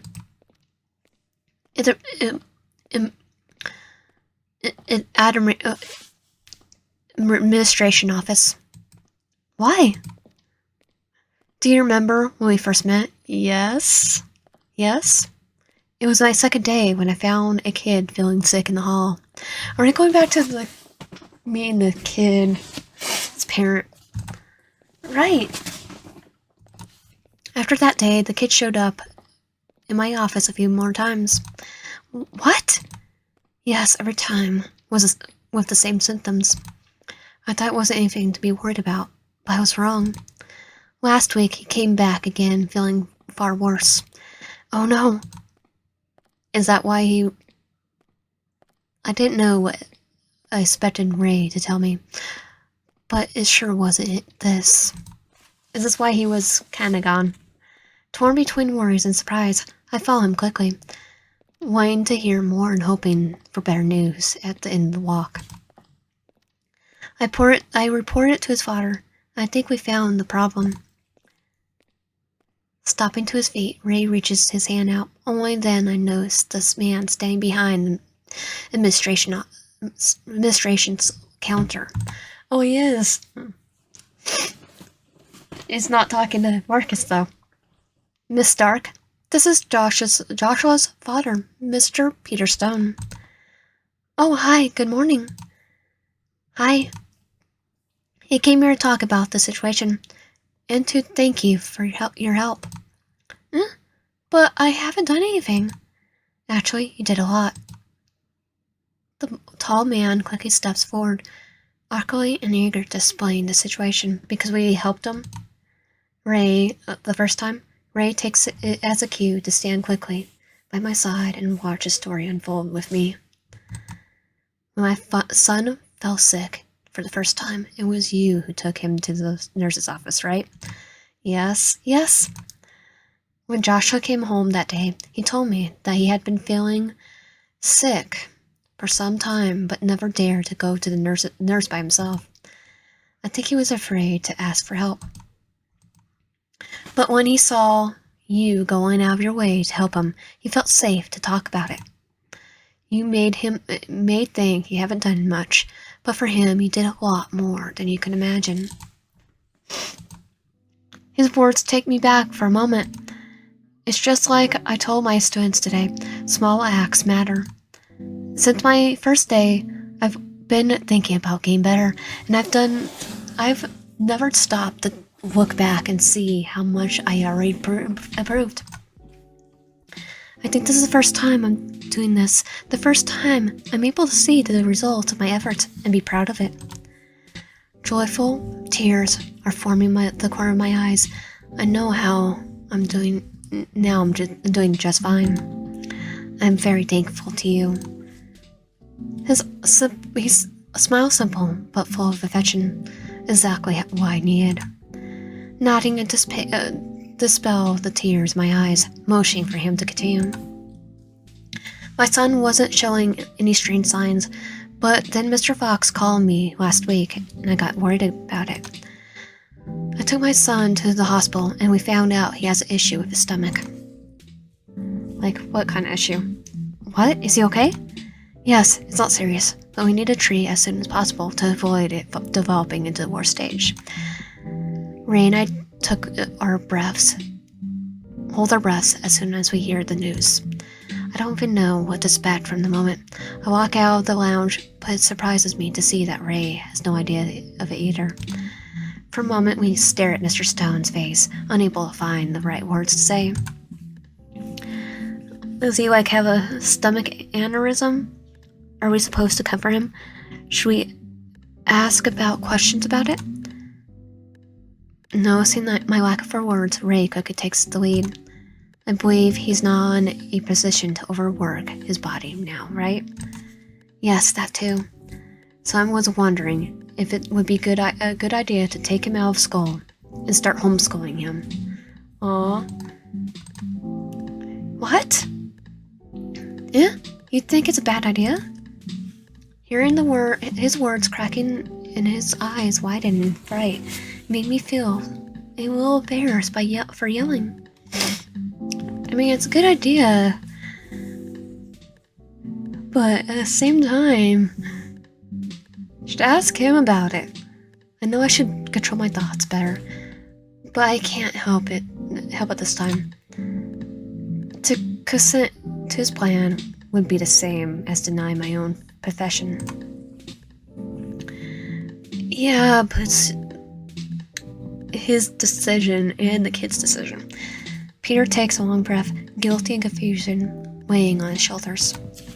To be honest, I wasn't sure it would be the best choice, but I don't know what to do. Putting his words above his pride, Peter starts to talk his mind off. He had his sad. He tells us more than his word. His sad face tells us more than his words could express. Joshua is my only son, and I panic just thinking about failing him. As he cups his eyes, Ray and I exchange looks for a moment. The man's going through a lot, and probably doesn't have anyone to give him advice now. Probably not if he's only fodder. I feel terrible to only watch it and not do anything. Too bad we can't romance Peter here too and adopt his son. Looking for help, I turn to the man beside me. There's a smile on his face, a smile that says he knows exactly what I want to do. He's not stopping me. Wait, adopt his son? Usually holding someone's hand is what you need to feel confident, but in this case, a smile was enough. You're not alone, Mr. Stone. Joshua's part of the school, and we want to help him in whatever way we can. Then, what do you think about what do you think would be the best? First, talk him out of the social environment will only make this problem worse. You'll give him reasons to be worried and believe his condition's worse than he knows. I see. You still need to follow the doctor's instructions, but inside your house or not. Be inside your house or not. Okay, what should I do? It's the same thing you've been doing so far. Being a loving father who cares and supports your son. But this time you need to pay attention to a few things. Be mindful. He's still a kid, so it may be difficult. Of course. And about overworking his body, you can leave it to me. Like, I will talk to his PE teacher and ask him to adapt his classes to Joshua. For Joshua to play safely. Let's take him out PE. He's kind of crazy. Try to hurt me in the teacher's lounge. Thank you. That would be great. Pierre claps his hands together against his chest, showing me a huge smile on his face. Oh, when he talks to him, he's gonna threaten him too. He's gonna bring Eric in. I think this is the first time since we started talking that I'm seeing his eye shining. He may be sick, but he also deserves to live his school life like any other kid. Thank you so much, both of you. I feel a lot better to know he'll be in good hands. Of course, we'll keep an eye on him. I'm sure he'll recover sooner than we know. I'm counting on that. Having managed to calm his father's heart, Ray takes on the role as a doctor to proceed with the conversation. He talks to Peter about how to deal with the boy's diet and takes his time to share a few pieces of advice on how to relieve Joshua's pain. This was a sudden encounter, and still, I think we did a good job giving him a support. Mr. Stone appears happier by the end of the conversation, as if a weight had been lifted from his shoulders. Before leaving, he thanked us a few more times to make sure to express his gratitude. Look at him for now. Go now. I wonder if I could have handled the situation the same way if Ray wasn't with me. Thinking about it, my eyes stiffly reached for him, still by my side. Ray has done the same steady smile on his lips. However, in his eyes, I see a melancholic distant feeling clouding his vision. What are you thinking about? Ray turns to me, astonished to hear my question. It takes him a moment to notice his own expression and realize what he was thinking. Surprised to be caught off guard, he shakes his head lightly, sighing tiredly. I was just surprised to hear what he said. I mean, the boy was seriously sick all this time, and no one knew it. Yeah, you might want to write down your notes. Does it make you anxious? Nah. Now that you mention it, you just have to be careful. It's kind of scary. Perhaps he hadn't crossed your way. We wouldn't have learned until it was too late. Yeah. How many times do we come across this chance to change someone's life? How many chances to change our lives do we take every day? How many times do we turn our backs on it? How weird. It's probably like we just moved the wheel of fate in a different direction. It feels good, but still scary to think we had done something so powerful. No, the wheel of fate was already giving us to go and help him. Yeah, I just hope we moved it in the right direction. Come on, I'll take you back to the lounge. Alright, let's go. Maybe it was just me, but something about his voice had me intrigued. I could hear the hand sadness, but at the same time, it sounded like guilt and tired. However, in his face, there's nothing different, just the same carefree expression. We know he's not carefree. Sometimes it's hard to decipher what goes on his mind, but it doesn't concern me. I think that's what makes him so interesting. Not to mention any of it, I follow him back to the lounge.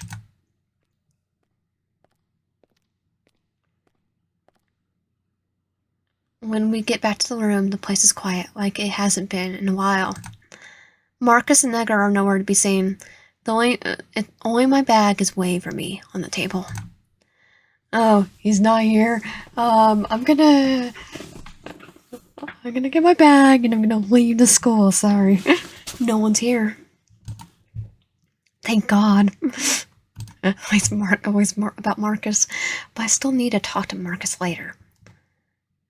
No, we're leaving early. We're taking Eric with us. If you don't mind, I would like to talk to Kent about Joshua's condition. Yeah? Are you sure? Yes, I need to check the supplies in the gym right now, so I can do it for you. I think it'll give you some time to hide from him too. Aw. Then I will gladly accept your help. Of course. I'm starting to think Ray heard our discussion from before. I think he heard before. I think he heard it, and that's why he dragged us.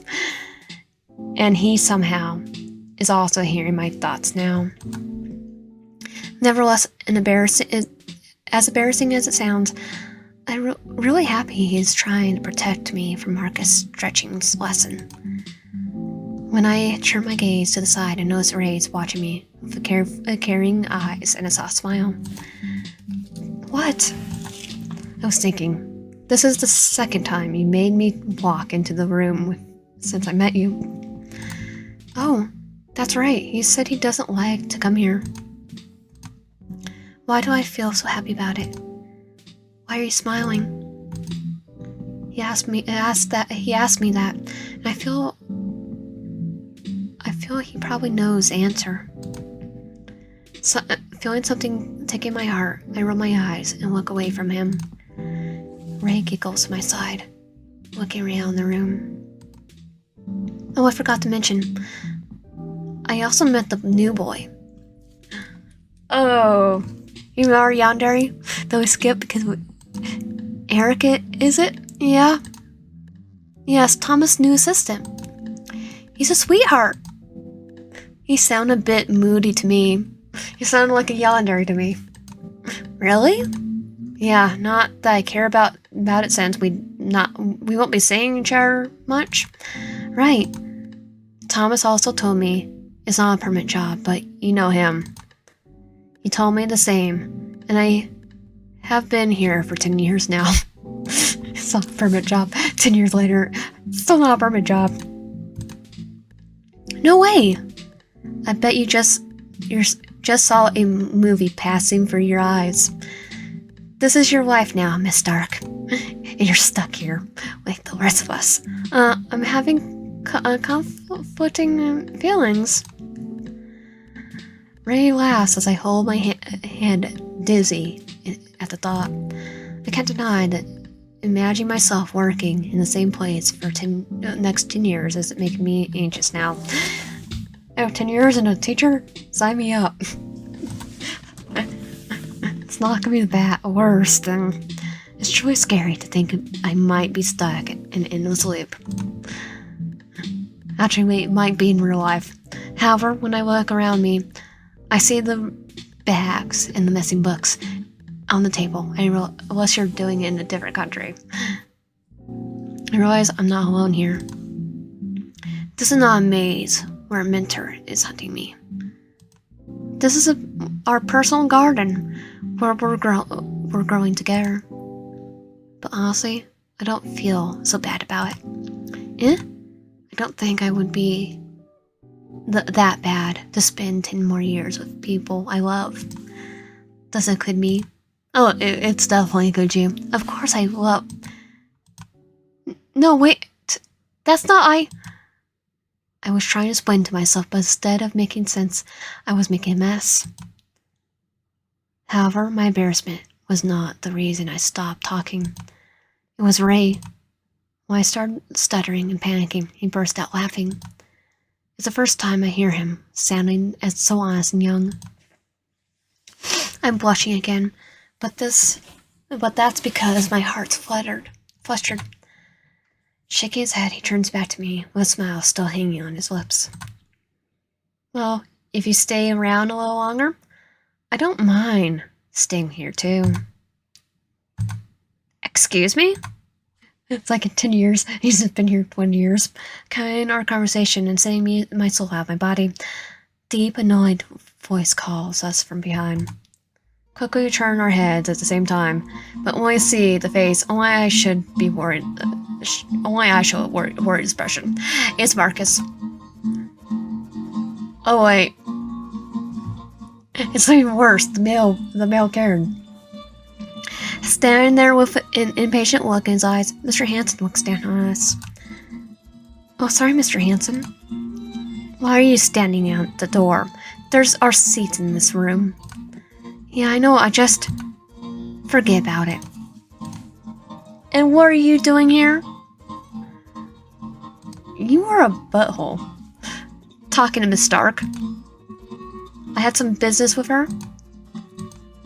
But I think we're done now, right? Yes, of course. Then I'll take my leave before someone shoots me out of here. Plot twist with his route, he's the yandere. See you later, Wyan. See ya. He rushes his way out the room, but without giving me a wink and a quick wave. Watch him go. I hold a silly smile on my lips, and one hand suspended in the air. I don't know what he does, but Ray always finds a way to make me want to see him again at every departure. Shaking my head, I turn around, only to find Mr. Hanson standing a few steps behind, watching me with a disapproving eyes. At first, I try to pretend I don't see him, but his stare becomes more persistent, and I realize it's not working. It won't work. What? See you later, huh? Yeah, what about it? You're just jealous. You're jelly. How often are you two meeting? It's not like that. Really? Mr. Hanson, this is not what you're thinking. I really hope so. Why not? Why? Eh? He snorts, turning his back on me, and heads to the center. I have been here for long enough to be used to his cold attitude and bad temper, his too-soon-ishness. But this time it doesn't look like that. Just that. This time I just pretend it wasn't personal. Wait, what's wrong about me sometimes? The feeling behind it. Placing his bag on the table, he answers me with as coldly as ever. It just hurts you. And I don't want that. I hear angry growl in his voice and a red glow in his indifferent eyes. I'm surprised to hear his worried about me, but that doesn't answer my question. I turn my gaze away from him. I try not to waver from the conversation. You talk as Mr. Fox is a bad person. Would you believe me if I say he is? No. Would you stop meaning him then? No, I won't do that. That's what I want to say, but I can't bring my lips to move. So are you already having feelings for him? What are you... Is there anything I could do to stop it? What? I think you're a yandere too. At least in his route, this is starting to get on my nerves. Mr. Hanson doesn't care about my answer. He only wants me to make demands and make sure I will obey him. Newsflash, you're not Lucifer from a baby. First he tried to cause a scene with Thomas, and now he's telling me to stay away from Ray. I let it slip once, and I won't do it again. Mr. Hanson, what's your problem? First you don't want me to be close to you, and now you don't want me to be close to him. And you're also saying, because he's a little too soon there, and you are also saying he will hurt me, but he has been doing is taking care of me. Look, just because you don't want friends doesn't mean I can't have it too. I'm not asking it because I don't want you to have friends. He has a crush, too. Then why? Unintentionally, I end up laying a frustrated shout follow my words. Mr. Hanson looks at me, his lips open and close a few times, but no sound comes out. He wants to answer, but he's too proud to do it. He wants to answer me, but he's too proud to do it. After a few tries battling himself, he finally gives up. I think I'm just choosing the easy way instead of trusting him to change. A long, exhausted sigh comes out of his curved lips. I don't understand how hard it was for him to say it, but I can see how relieved he looks now. It's like he is finally letting go of something he's been holding for years. I want to go to him and hold his hand, but I stop myself. I still have something to say. Why do you hate each other so much? I never said that. But that's what it looks like. If you don't hate him, then what is it? I hate the man he became because it reminds me of who I was. Lawrence, Mr. Hanson, Lars, you're kind of confusing me. A heavy silence follows his words. It's a silence of regret, a silence of distress. He looks at me before casting his eyes down. In a glimpse, I see sorrow and disbelief. Take a deep breath. I decide to speak up and end the discussion for once. I don't know what's going on between you two, but I'm not a part of it. So please stop trying to push us away. What? You're really something. Yeah, and you're just in there. But I have known him for ages, so at least hear my advice. Okay. If you go deep into the lion's den, you're not only going to find the lion, but you're also the bones of its victims. So, he's not a lion, he's a human being. And everyone has skeletons in our closet. Okay, most everyone. Pretty sure you have a lot of skeletons in your closet, Lawrence. Lots. He said that he wanted to say, and left it open to my own interpretation. How's that advice? Ending our conversation, he heads to the locker, not giving a care about my puzzled face. I ask more. I should ask more, but now I'm not in the mood to do it. I think we both had enough of yelling and confessing for the day. Shaking my head, I wave the thoughts away. I sit across from him at the table, quietly waiting for my shift to start.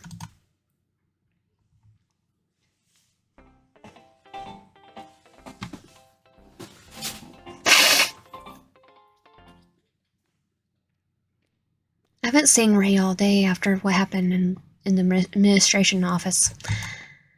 In the office, I went back to my class. In the afternoon, I went back to my class, did my job, and talked to everyone like I always do. However, my mind was far away. Should I take seriously the words of a man who doesn't get along with Ray? No.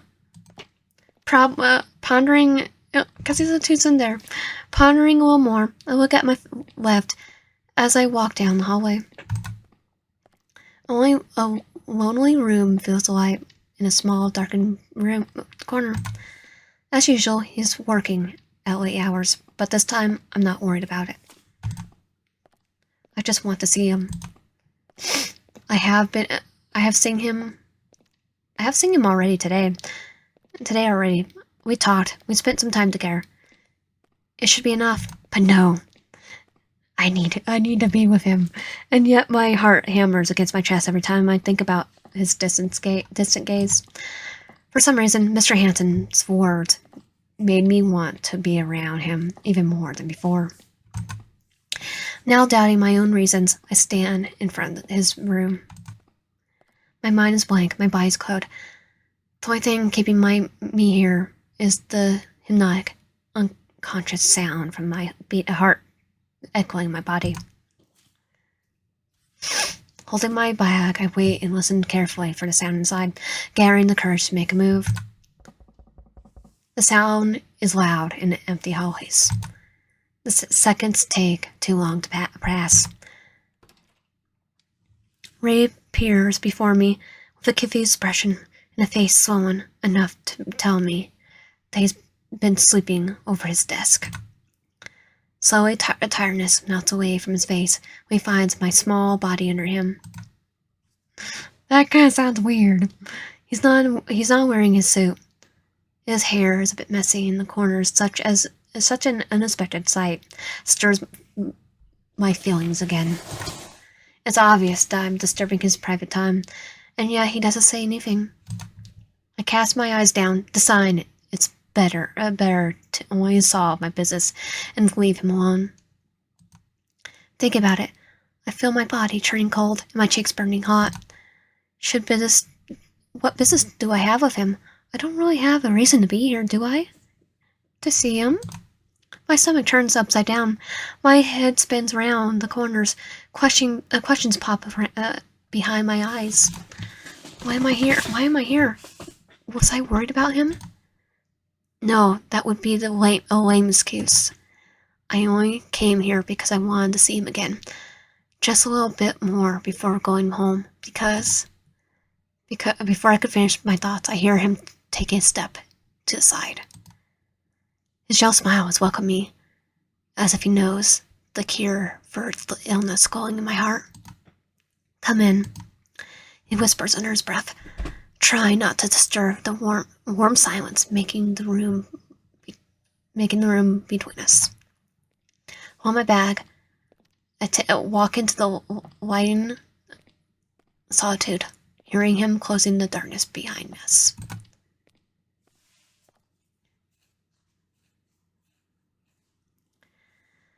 Ray moves around the dizzy steps, running his fingers over his hair, trying his best to hide his sleepy face. Over the desk, I see piles of papers scattered above notebooks and empty folders. His coat is hanging in the corner, and his bag is waiting for him under his chair. Noticing I am still standing in the door, Ray motions to a seat in front of the desk. I sit down, holding my bag as I always do. I can't lie, I'm tempted to look at the papers in front of me. However, I don't dare to pry. Not after what happened last time, I learned my lesson. But even without reading what's in it, I could feel that he's studying something very important. Still silenced, Ray spins on his heel, quickly reaching for a coffee machine on my left. The slow buzz with the night creatures outside the window is the only sound we hear. Our voices seem to have disappeared, or at least lost their courage to come out. It's strange. Usually he would say something to make his presence shown, but this time he doesn't say good evening. It's strange, but it doesn't feel wrong. Ray comes back with 2 full cups and a smile. I take one in my hand, seeing the black coffee reflecting my face. It's warm, bitter, and kind. He sits by my side, leaning on the chair and taking a long breath. Looking at him now, I wonder what was the last time he took a break today. Silence stays in the room with us, but I don't find it uncomfortable. He takes a sip and closes his eyes, not bothered by my presence, as I am not by his. When his faces relax like this, I can see the wrinkles around his eyes. Such sad eyes, something I haven't noticed until now. My eyes carelessly slide down his neck, surprised to see something sticking out of his hair. Suddenly I tilt my head, trying to take a better look at his chest.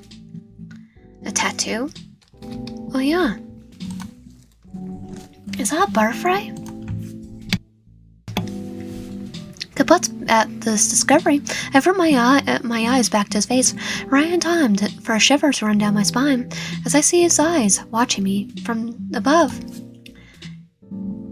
He smiles largely, but he doesn't mention anything to make me more embarrassed. Instead of it, he takes another sip of his drink. It was a long day, wasn't it? It's weird not to hear his usual teasing and still feel my stomach churning cold. It's weird to be here and not have a reason to. Yes, I did the usual work, but somehow today just felt heavy. I know. He places his cup on the desk, nodding slowly, as if we are feeling the same feeling. There's a comforting sensation in the way we share this moment. Ray leans back, crossing his arms and thinking deeply for a moment. I keep thinking about what you said. About what? Moving the wheels of fate. Oh, and that's why he's doing research or something? Ray doesn't look at me when he speaks, that doesn't stop me from seeing his puzzled expression, nor avoid me from hearing his worn-out voice. He showed me a face I have never seen before. A crook of his wall of solitude allowed me to look inside. He takes a long pause between his words, debating something with himself before talking again. Do you think it's possible to change something that's already been changed? Do you think we could change fate? Yeah, I didn't expect to hear it. To be honest, I didn't mean anything too deep when I said that, but it seems to have sounded different to him. Enough to make him troubled like this. I turned back to my cup on my lap, thinking carefully about how to answer it. I don't believe there's actual fate, at least not in the predetermined sense since our birth. Oh, I believe we are moving towards a goal, but something happens along the way. It changes everything, and we end up turning to a new goal. For me, fate is where we land for last. I see. Yeah, I think we can change it all the time. To be honest, I think I just did it. Huh? How? Yeah, I mean, I changed my route to come here, even if I had nothing to say. I just wanted to see you. Maybe it changed something in our fate too. I don't know how I managed to say that without stumbling over my words. Ray doesn't say anything for a few moments, probably just too surprised to understand it right away. I can't blame him. I'm having a hard time understanding what I did myself. I'm holding a cup in my hand so hard, I'm afraid it's going to break. My feelings come back out so clearly that I'm scared. I don't know how he's going to react. I don't know what he's going to say, but I hope he understands what I mean. So I hear a soft, tender laugh I know so well. I look at my left, and he's smiling, that lazy smile covering the top of his cheeks. I'm sure you'll change something. My heart tips over its beating. My hands let go of my cup, almost dropping it to the floor. Was his smile always this beautiful? He tilts his head over to his shoulder and looks into my eyes. There's no trace of teasing, only a loving man sharing his heart with me. Mr. Hanson was right. I think I already have those feelings for Ray. Now I wonder if our fate will change again in the future. Well, probably. That was fast, T. I wish you had hesitated a bit. That would make things easier. Just a little bit. As long as we live, there will always be a constant change. But we can at least expect it to go for the best. He always looking for the bright side. I just hope I don't need to say goodbye to you. This time my heart talked louder, but didn't make me nervous. That's how I feel. That's what I want him to know. Just didn't occur to me that I've been here only talking about my feelings. What's wrong? No, nothing. That's not what your face is telling me. Did I say something strange? No, you didn't say anything wrong. Then I realized I have feelings for you. I think I'm talking too much tonight. Ray's eyes widen, probably hearing my confession. Not the reaction I was hoping for, but it is enough to tell me I'm right. I'm sorry, I didn't know what's getting into me today. Don't be sorry. Eh? I don't want to think you regret the time we spent together now. I never said I hated it, so would you mind talking even more? For a moment, my mind went blank. For a moment, all I wanted to say is to stay under his gentle eyes and nothing more. My cheeks are red, my heart is beating like a drum, telling me to look away from these eyes that cause me fuss. But instead, I keep flirting with this feeling. I nod, he smiles. Embarrassed, I turn my gaze away, not to run from him, but to stabilize my heartbeat. At that time, at the at the top of the wall, I see something that takes a stupid smile out of my face. Oh, it's really 9 p.m.?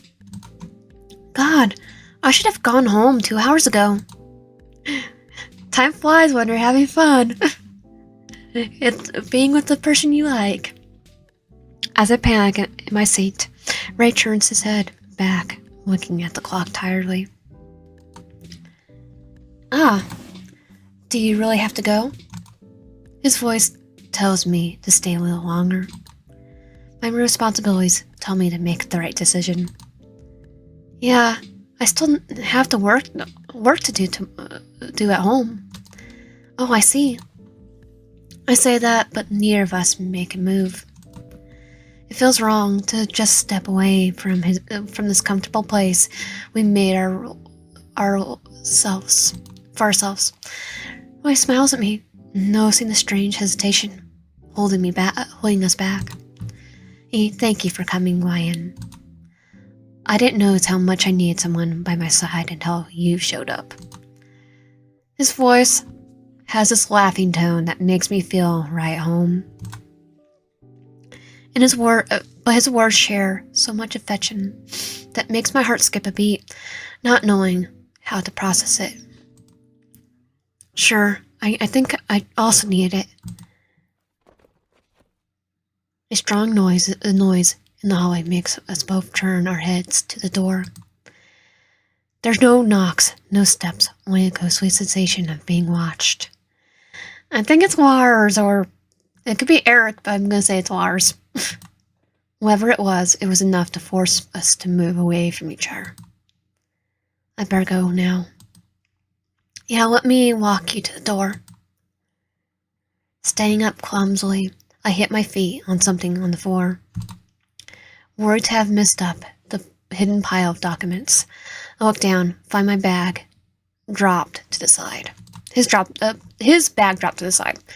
It's obvious I had kicked it, but what makes me surprised is what I see inside. Tons of medicine boxes are piled up to the point some are even coming out of it. Well then, Ray's voice calls me back, making me turn quickly. I think I've seen something I shouldn't. Now it's hard to keep a poker face in front of him. I hope to see you tomorrow again. Try my best to pretend nothing happened. I show him a nervous smile, walking towards the door. What did we see? Yeah, of course. And I hope we could talk again. It's hard for me to look away when he talks with such a sweet voice. I mean, we saw medicine, but what kind of medicine would we see? But when I look at his face now, all I think is, what the heck was that? I know he's a doctor, and he probably knows what he's doing. But why did it look like he's hiding it? Have a good night, Ryan. You too. Ray didn't notice it, so I shouldn't be worried, at least not now. Waving him goodbye, I walk out the room. This is not what I planned to feel after having such a good time with him, but happened anyway. Just another turn of the wheel. But this time it wasn't technically we kicked it, but...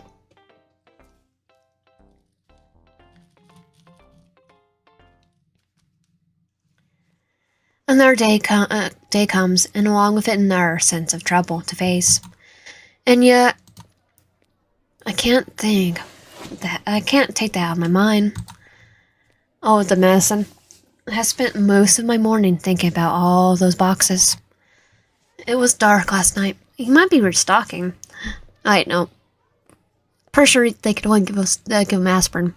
It was dark last night. I had to act quickly not to be found. So of course I didn't read the names on it. However, something in the back of my mind is telling me that those medicines weren't supposed to be there. Thanks to that, now I can't stop thinking about what Edgar said. And then, what Mr. Hansen said.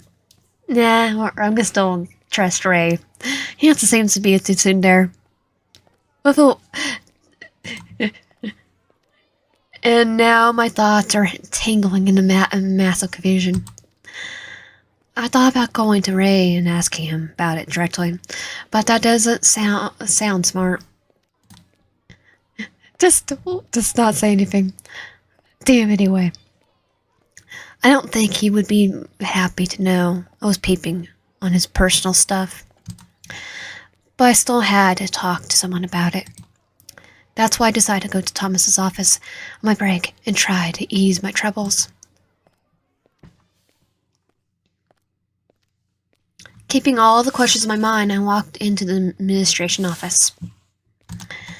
Smiling girls are talking to parents on the left, while other ones are in the phone, running fingers on the keyboards. And Eric somewhere. The usual silence and boring faces are nowhere near here now. Seeing the place so busy makes me wonder if there is even any event happening anytime soon. Good morning, Miss Stark. Oh, here he is. From behind the counter, closer than I noticed, Eric calls my name in his usual cheerful tone.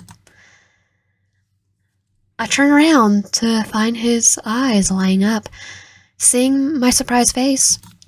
He leans perfectly on the counter, making me wonder if not everyone. Wonder if not everyone is that busy. Mr. Morning, what's going on here? Nothing much, just the unusual visit. Who? The superintendent. Oh, we should probably talk about this from a superintendent. I feel my blood pressure dropping just hearing that word. I didn't need to be working here for too long to know that his visit is bad news, especially to Thomas. Especially to everyone.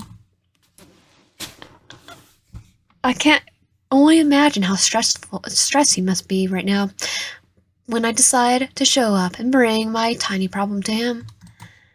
Thinking about it, I hold my bag under my arms, regretting coming here. Eric is looking at me with wide eyes, as if realizing that he had made a mistake of saying too much. Oh, but he's not here right now. I think he's coming later in the afternoon. Right now, we're only rushing to clean up the place before he arrives. I see. It's strange that Thomas didn't say anything to us. Yeah, he would say everything to us. That's because it's not a formal meeting. I think Mr. Kleinman said something about the superintendent wanting to check a few documents and talking to him. So it's not a school inspection, which is good. That's a relief. The pressure on my shoulders vanishes considerably upon hearing that. I'm happy for Thomas, especially for me not being a nuisance to anyone. Nodding, I take a look at the room. It sure seems like everyone's doing their best to be helpful and show how good they are at their jobs.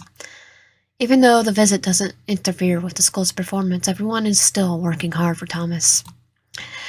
A smile grows on my face, knowing how much everyone cares about him and tries to replicate his affection in some way.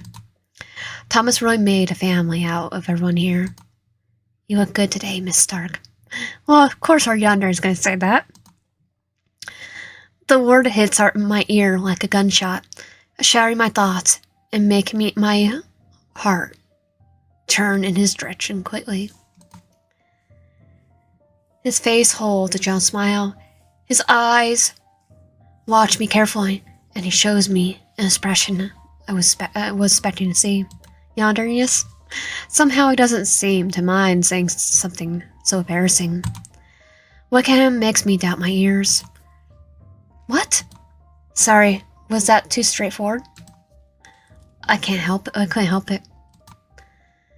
He didn't say anything bad, but he made it sound wrong. Yeah, because he's yonder. I tried to get his route. Still, so much for being under his happy eyes felt invasive. You're always so beautiful, but today you look stunning. Oh, thank you. It's just a compliment, right? That's why it's bothering me so much. Then why is it bothering me so much? I didn't even want to answer that. In fact, I just wish would stop looking at me like that. The smile in his eyes is enjoying. The smile in his eyes is enjoying watching me struggle. No, he's definitely thinking of kidnapping us. It reminds me of how Mr. Fox enjoys teasing me, but there was something wrong with it. We haven't yandere since. But, we are yandere. We did have a Marcus's route, though, because I never felt small and corn when Fox did that. Anyway, you come here for a reason, right? Yeah, I was looking for Thomas. Is he in the office? Yes. And is he busy? I don't think so. Do you wish to talk to him? Yes, but only if I'm not disturbing. Sure, give me a second. Giving the counter a short tap, Eric spins on his heels straight to the door in the back. Give us a breather. I watch him leave, still feeling that weird tingling in my head. I know, like a spidey sense. I know he was trying to be nice, but I couldn't stop thinking about how it sounded like a provocation. Does sound like his yandere. Striking his claim. He is waiting for you in his office. Eric shouts from the door, sending shivers down my spine, calling my attention back to him. Oh, okay, thank you. Try not to give him time to scan the mix of suspicions and embarrassment in my face. I roll my head, walking past the counter, straight into the office.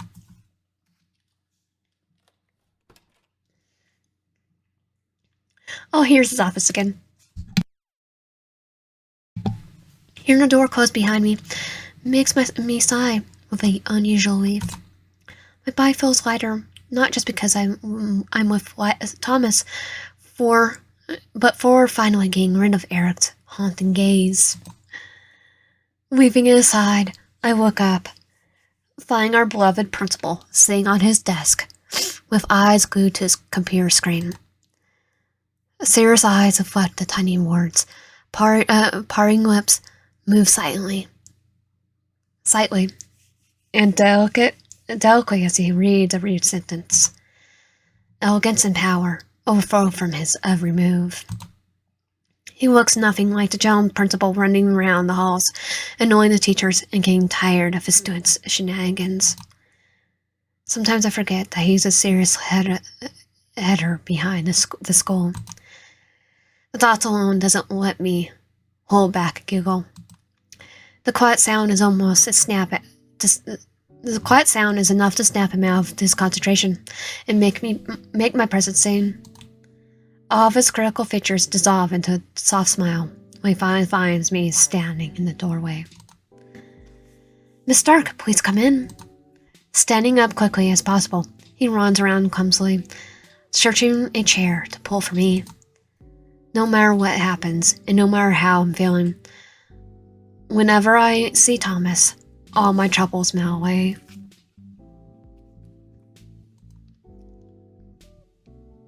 It's been a while since you visited my office, my dear. I guess that means I'm handling it too well, right? Indeed. You have no idea how proud I am to see how far you have come. But it doesn't mean you're allowed to stop visiting me. I know. You're welcome to come here, even if you don't have a reason. Ah. If we did that, would he be our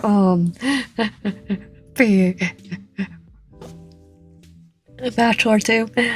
I would very much enjoy your company with tea and fresh cookies. He changes from an elegant leader into a sweetest grandfather in a matter of seconds. Weird because he's the same age as two of our love interests. And the one we're currently doing his route for.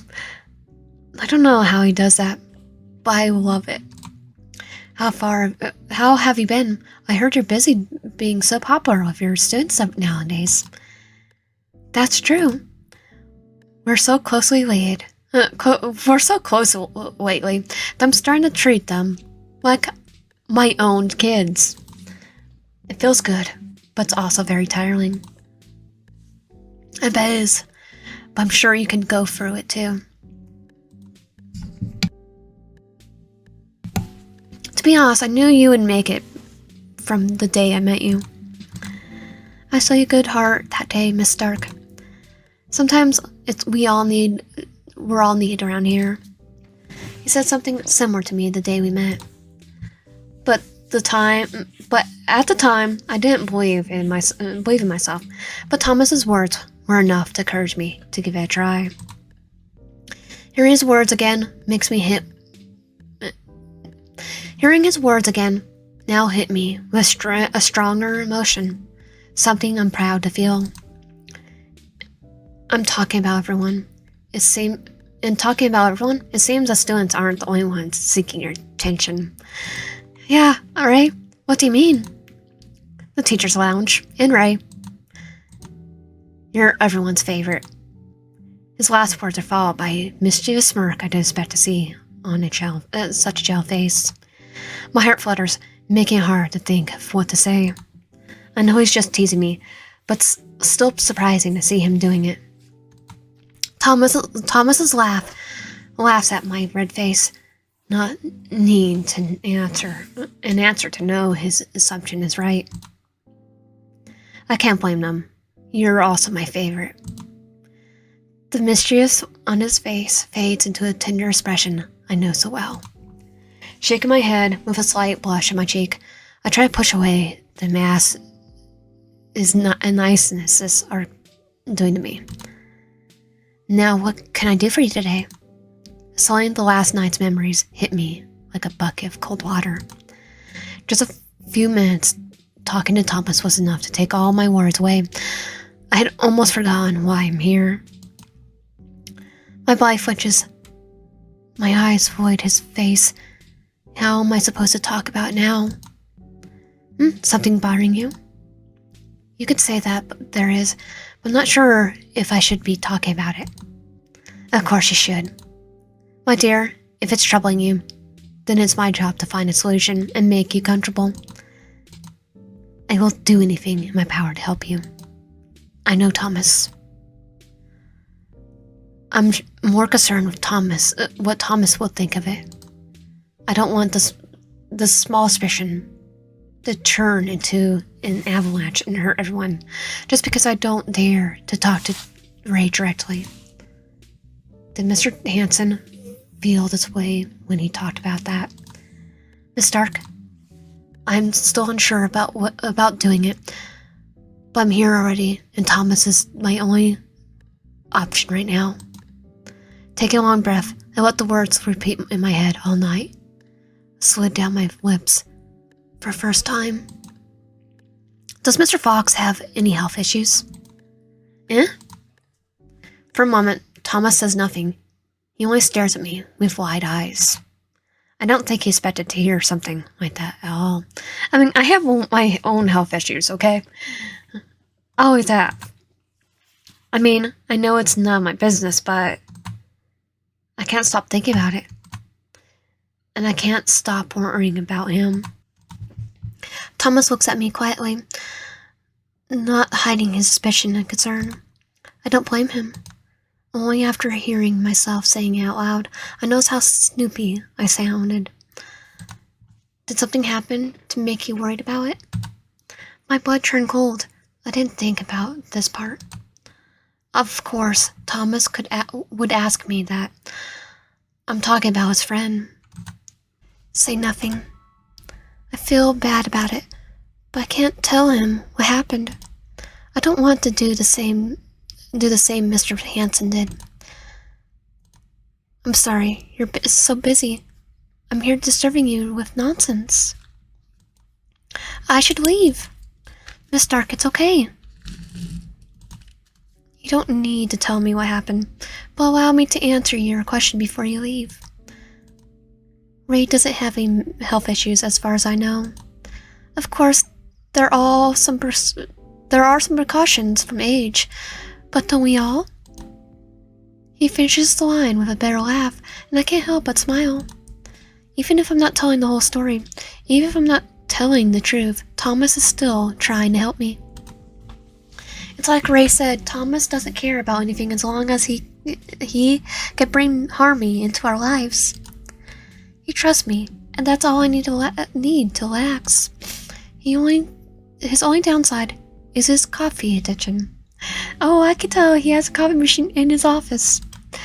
But I don't think I'm in position to talk about it. And it could be worse. It could be far worse. He could be drinking energy drinks. Like me. It's just chugs a Red Bull and then chugs a G Fuel. His gaze drops to the empty coffee-stained mug on his table. I can't blame them when both are always working so hard every day. I see. And he works a lot too much for his own good. When Thomas mentions it, I can't help but think about the rumors. Do you know why he spends his nights here? Think research. He looks away without changing the painful expression in his eyes. I realize I'm asking something I shouldn't have. When I see the silence snuggling with us. Starting to feel the pressure making me sweat. I open my mouth to say something, anything. However, it's Thomas's voice that comes out to chase the silence.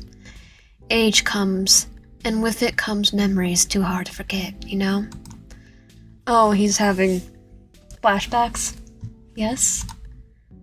I think every person has their own way to deal with sorrow. Did he have a significant other needs they outlast? Some do therapy, some go drinking, and some overwork. He doesn't go with his thoughts. I don't think he needs to do it for me to understand. Just like Mr. Hanson, Thomas has known Ray for a long time. They know the weight each carries. Each one carries more than anyone else in the school. A bitter smile crosses my lips. Thinking about it makes me feel stupid. Barely know Mr. Fox, and I already prying into his life and drawing bad conclusions about him. I'm glad you're worried about him too. The soft, gentle voice draws my gaze out of my head.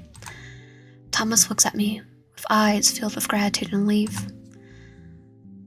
I can't explain why, but it's enough to make my heart sink into my chest.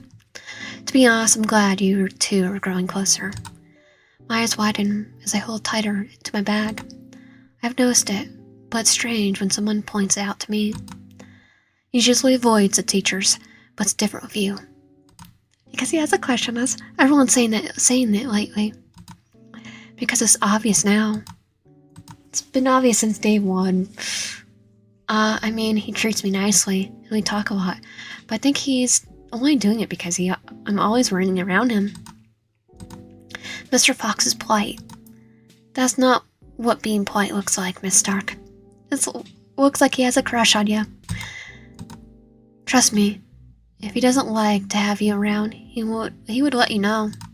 Like what with Lars? But instead of it, he's running with you. As embarrassed as I am to hear Thomas say that, I can't deny that I felt it before. Last night, when we were together, I noticed nothing was keeping us apart. No embarrassment, no teasing, nothing.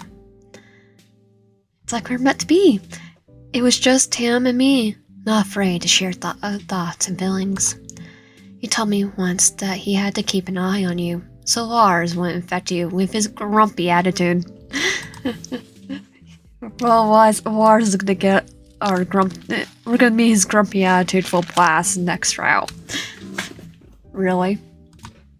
Yes, I thought he was just joking, but it seems that he genuinely wants to be with you. What have you done to that grumpy old man, Miss Stark? Nothing. Not Lars, at least. To be honest, I think it's the other way around. Oh. Thomas doesn't say anything, but his eyes tell me a lot. He's happy with whatever is happening with us, and I am too. Well, I don't know who started, but I'm glad it happened. Since you have been around, I've seen him leave his office often and talk a bit more. He still wears his sarcasm in every situation, but at least he's not avoiding everyone. Which is good. I think you're about to open a old box, Miss Stark. Pandora's box? His words remind me of what Mr. Hanson said the other day, but differently, Thomas doesn't sound concerned or annoyed. It's more like he's rooting for me to go on with it.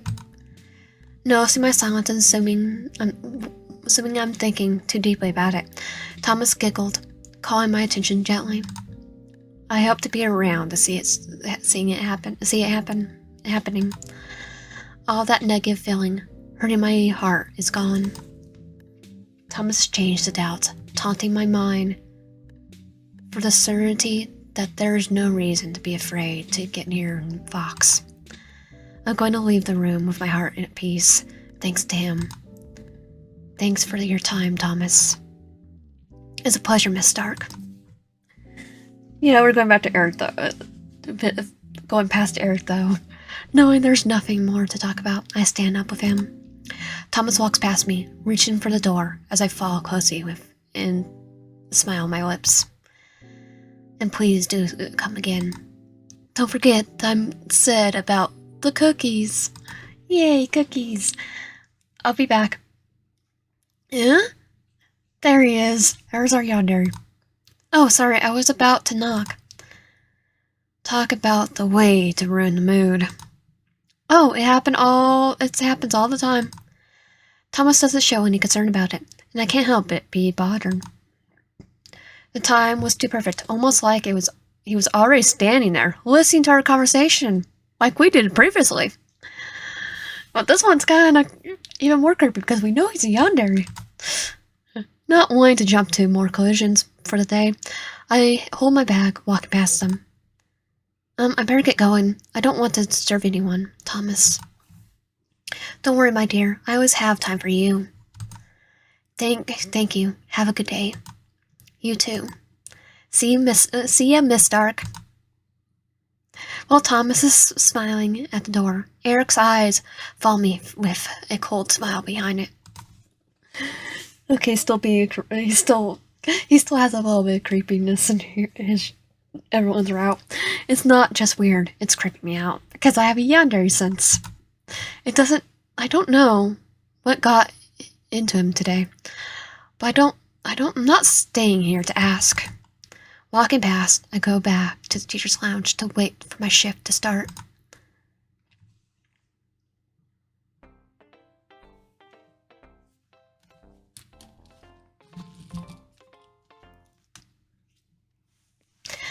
Talking with Thomas made things easier to understand, and it also gave me the confidence to trust my feelings instead of my worries. I'm glad for sharing it with someone of trust and for hearing his opinion on the other things too. But nothing of that explained why Ray had all those boxes in his bag. Should I talk to Ray about it now? Maybe I'm still troubled because I'm keeping it a secret from him. As my thoughts move me closer to his office, the inner need to see Ray grows stronger inside my heart. Because we have a crush on him, not just because of the boxes. I want to make sure he's doing alright. Just like the last time, my body moved on its own toward his office. But when I finally reach the door, all the infection making my heart beat fades away. I know I'm only hesitating because of the rumors in the corner of my mind. I don't like the part of me still insecure about him. Suddenly, while I'm fighting myself to make a decision, the door opens roughly. Instinctively, I hold my breath, not ready to see his face like this. As soon as the flame burning my heart dies cold, in front of me, I see a face I did not expect to meet. Uh-oh, our yandere. Eric? Hello, Miss Stark. What are you doing here? What are you doing here? Finally, Finding Eric here is surprised, but seeing his exhausted face is far more shocking. We try to go stabby on Ray. He looks like a ghost, with deep eyes and a face pale like a sheet. I wasn't feeling well. I see. So I asked Mr. Fox to take a look at me. Eric is looking at me from above. His eyes are darker against the light, making it feel nothing like the boy I saw earlier in the office. It could be in the night, but something about this situation makes me want to run away from here as soon as possible. Slowing down the suspicion, I take a step back, trying to put some distance between us as I follow the conversation. Are you feeling better now? Yes. What about you? I'm good. What are you doing here, I mean? Oh, I'm here. I want to see Mr. Fox. But you said you're feeling good. Yeah, I mean, I just want to check on him. It's none of your business, Eric. None of your business, I see. Unfortunately, he's not in the room right now. What did you do to him? He left me resting and went outside. Oh. Hearing him say that was the same as being stabbed in the chest. I was really looking forward to seeing him.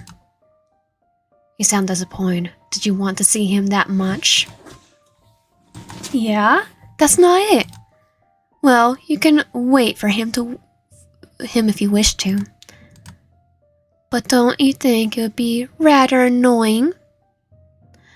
Oh, yeah, you're showing his yandere. What? He's very busy lately. Having a deal with people right now would be a bother, don't you think? I guess. No. Eric is not right. I already know. Eric isn't wrong, but that's not what makes me agree with him. It's the way he talks to me that's forcing me to go away. You're right. I was going home anyway. Me too. Good, then. See you around, Eric. Try to have some rest at home. I will. Waving shortly, I walk back as fast as I can, feeling a cold sweat running down my navel. I don't know what happened to him, but it wasn't just a headache. Thinking about it, I glance over my shoulder to make sure he's not coming after me. Thankfully he's not. I could still see his eyes following me from far. This is enough nightmare material for one night. Turning back, I head out of the school, not daring to look back again.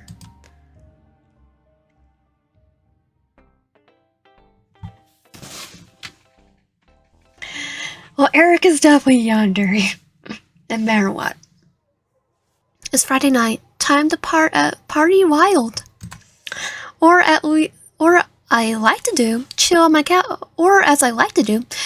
couch, eat chips, and watch TV. Tonight, I'm going to try that spicy snack everyone seems to hate online. Just chow down on it. Oh, but first, I need a drink. Well, spending the whole night watching movies and eating weird snacks is pretty much wild for me. I'm very happy about it. Sitting down on the couch, I take a sip from my tea as I look through the catalog on TV. There's a bunch of horror movies tonight. Scream! Should I try to watch it? Interrupting my thoughts, a soft sound and a flash of light draws my attention to the table. Reaching for my cell phone, I see a notification from Edgar on top of the screen. Expecting to see a new meme or an invitation to a party, I tap it. But to my surprise, I see neither. Instead, he sends me a picture of him, Leonard, and Marcus eating pizza in his house. Boys, slumber party, no girls allowed. That's so cute. I send him a sticker and ask him to save a piece for me. I was ready to place the cell phone down when I tapped back and saw Ray's last chat fixed on top. Seeing this name was enough to wake up the butterflies in my stomach. Is he still at work? Saying that knowing the answer, and yet I don't let go of my phone. I still didn't have time to talk to him about the incident, but I'm not concerned about it right now. I just want the excuse to talk to him a bit. Maybe I should send just one message. Just to check on him. Hello, are you there on their side? Yes, I am. Surprised to hear from you. I was wondering what you're doing. But don't you need to talk to me if I'm bothering you? But you don't need to talk to me if I'm bothering you. Totally not bothering him. Spending time with you is never a bother, Miss Stark. I'm just finishing up some notes and wrapping up to go home. That's good. What about you? Eating snacks, eating junk food, watching TV. The normal old life. Yes, like a boring old lady. Hello. I think you mean cute lady. ... But it's funny to think that you're once again seeking me when you're bored. Am I that interesting to you? Yes. I mean, I always have a good time around you. Sweetheart. If you keep being like this, I'll get too attached. I don't mind if you do. ...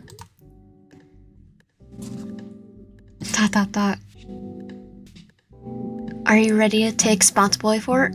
What if I say yes? Then I won't hold it back any longer.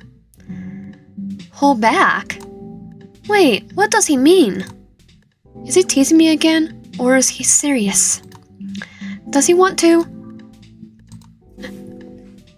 Nurse text. So, about this weekend, what do you plan to do? Not much. Probably clean the house. What about you? Same. Unless he wants us to come with him. But I also will take care of my greenhouse and the butterflies. Butterflies? Greenhouse? Do you like them? Yes. Well, clearly, you liked butterflies too. The tattoo and, well, clearly right here. They're such a sweet, wonderful creatures. I'm glad to hear it. I always liked them, and a few years ago, I decided to make a place to watch them grow. The greenhouse is in the back of my house, so it's easy to take care of things. It's my sacred place. It must be beautiful. I've grown different types of plants too. It's starting to look the way I dreamed about it. Now are you making me curious to see what it is like? Now you're just making me curious. Oh, maybe if I saw it, I could learn a new side of you. ...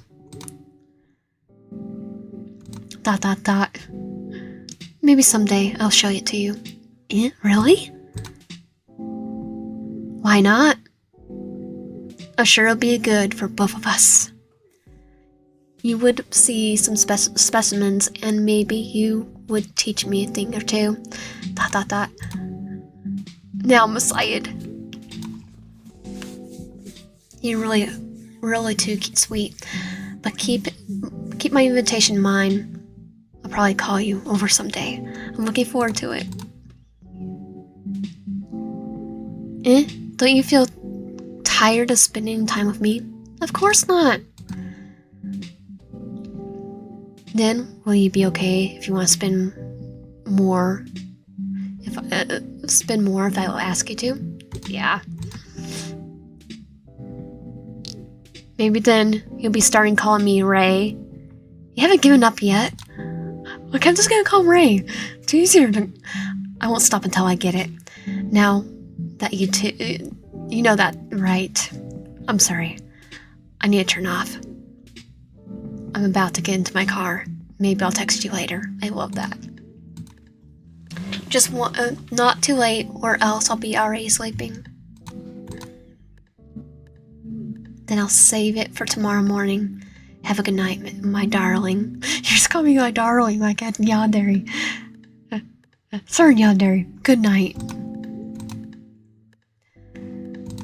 My heart is pounding so fast that I think I'll pass out. What's he doing to me? I don't want to blush anymore. I don't want my heart to be feeling so stupidly happy. I don't want it because it feels so good. You're not fair, Mr. Fox. Placing my phone on the table, I grab a pillow, hugging it tightly against my face. I think I should watch that movie now. It's a scream.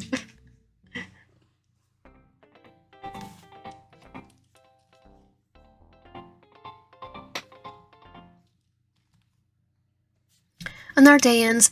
Time to go home, rest, and get ready for another busy morning tomorrow.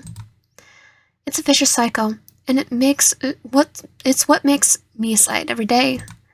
Yawning, I walk through the silent halls, unconcerned about the time and the sound around me. As usual, my eyes turn to the lone door in the corner, searching for the feeling. The lights are on, like always, but this time the door's open. Curious, I tilt my head to the side. I just wanted to check if the room was empty, but my curiosity led me to find a face walking to the door. Busy with his own thoughts, Ray doesn't see me right away. But it doesn't matter, my blood is already burning its way to my face. However, the feeling only lasts a moment. When I look closer, I see he has a bag over his shoulder and the keys in his hand. Oh, he's leaving early. Is he going home? As if to answer my question, he turns off the light and closes the door. Seeing such an unexpected scene makes me wonder if I mistook the time and already past midnight. I watch him walk the door and slowly turn around. I also see his careful expression vanishing when his eyes meet mine in the hall. Ryan? Hear him say my name always sends a ticklish feeling in my stomach. Spinning the keys between his fingers, Ray approaches me with slow steps, while I'm still trying to pull myself together. Hi, good morning, Mr. Fox. Good evening, my darling. I didn't expect you to see you still around.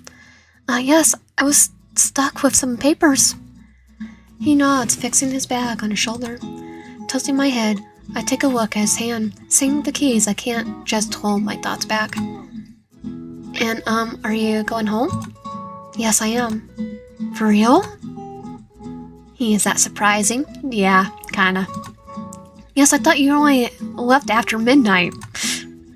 Usually, but sometimes I go home early too. Oh, wow. That surprise doesn't stop coming tonight. The surprises don't stop coming tonight. Won't you be close to Edgar? You're starting to sound like him. Sorry, he says that, but there's a playful smile on his face, telling me he's having fun too. It's like Thomas told me the other day. We're spending a lot of time together, and somehow it's changing the way we are. Even our small conversations are much closer than before. It's a good thing, but at the same time, it's a little troublesome. I still don't know what about the boxes. I don't know what he meant with holding back, and I haven't come to terms with these fluttering feelings in my heart. My back is killing me, so I thought it would be better to go home tonight.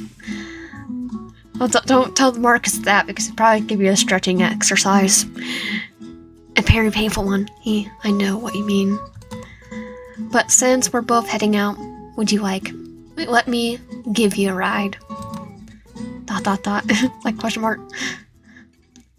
His invitation was not planned in advance. He decided here as he talked to me. I know it's because he looked at me anticipating my answer, even if he's not ready to hear it. Looking into his eyes, I give myself a minute to think. Go with him. Perhaps it's because of the feeling left by our last chat, but thinking about going out with him makes me flutter. I know I should put some distance between us until I'm able to get all the answers I need. I also know I shouldn't let myself be carried away by the honeyed whispers coming from my heart. Oh, I totally should. What's the worst that could happen? I know that already, but would that be fair? I mean, Ray's here, waiting for me, with a beautiful smile. My heart's busting with happiness through my body because I want to be with him. But I'm considering listening to the fears in the back of my head. Is that fair? No, it's not. So for once, I'm going to forget everything troubling my mind and just do what I want. Well, if it's not too much trouble.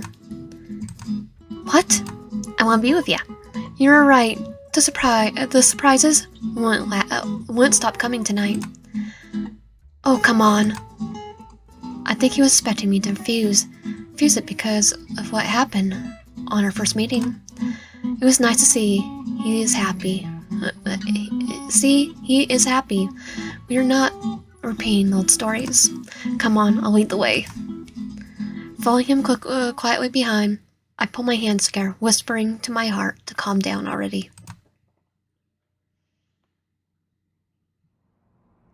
Welcome by the cold wind, we walk around the parking lot. The lights are dark, but the full moon is high in the sky. Usually I avoid walking here at this time since it's isolated from the main street. But looking at it now, I don't see a reason to be scared.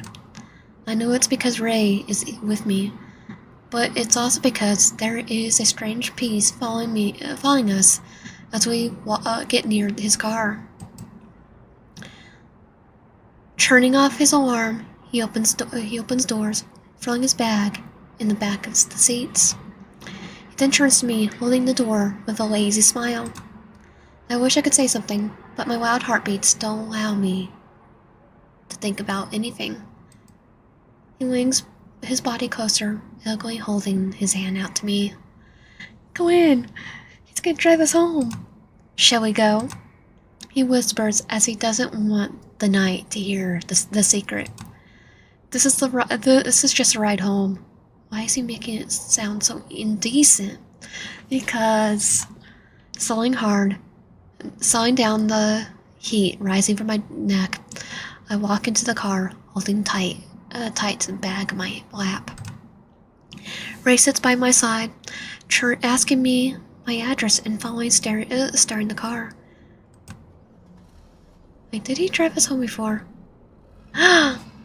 Ryan, right at the start, silence makes itself present in the car, filling the empty seats. There's no talking, no whispers, no radio, just a soft sound of the engine following the ride.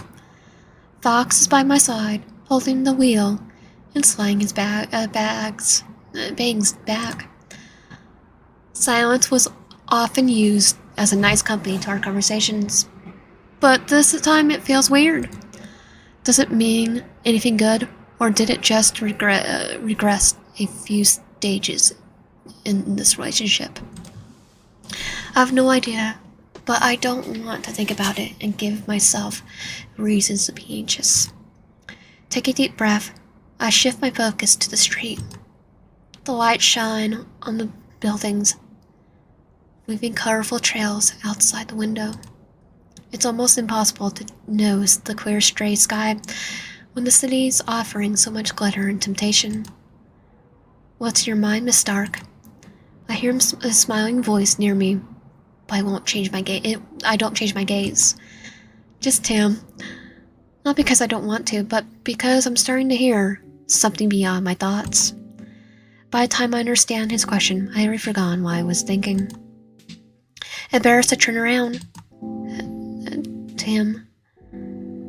He's smiling, never reverting his eyes from the street. His expression doesn't look much different from what I saw in the parking lot. But somehow, he looks different. Nothing. Really? You don't look so...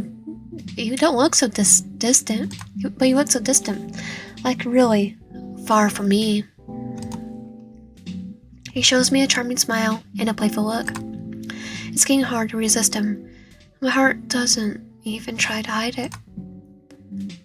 Maybe I'm just tired. Oh, rough day? Somewhat. Over my eyes, I hear him hum a reply as he turns the wheel.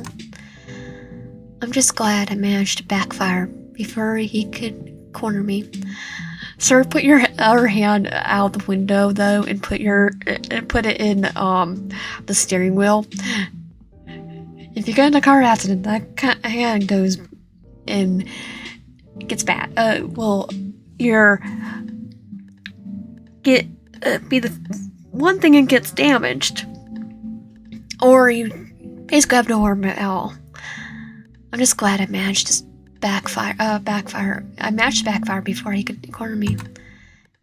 Working with kids is a blessing, but sometimes it's also a curse. Oh yeah, especially when they're mad at you. Kids love to make right for any reason if you give them enough space for it. Right. He flashes me a smile, stopping the car at a red light. Lucy obeys the traffic laws. Laying on a seat, Ray relaxes his shoulders, turning his face to me. Up until now, we both in our separate mind places, but now, looking at each other, I realize how close we are. He doesn't say anything, and I can't think of anything to distract myself. Looking outside, I see restaurants and pubs still open. People are coming and going, with drunken smiles reflecting on my face. The sea looks busy tonight, huh? Yeah. If we weren't both tired, I'd like to take you somewhere. Eh? Hearing his suggestion, I turn to face him with wide eyes, and my heart pounding in my throat. I know he's teasing me, and this time, it didn't feel like it. Its words are serious, and its eyes are looking curiously at me. What, would it be so bad to be seen with an old man like me? Nope, that's not it. I didn't expect you to say it. So does it mean you'd like to go out with me? I couldn't bring myself to deny it. My feelings don't allow me. I bit my lip and turn to look outside. I can't pretend he doesn't hit everything inside me. The lights turn green, pulling us on the road again, and give me a time to run away from his foxy eyes for a moment. What do you think about having dinner tonight? Dinner together. I may have escaped his gaze, but not the topic. With not much option left, I allow my heart to pound, imagining us both sitting at a table. Ray dressed in a casual style, with his hair down. I wear my best dress, something red, something loose. Just so I could have more to see.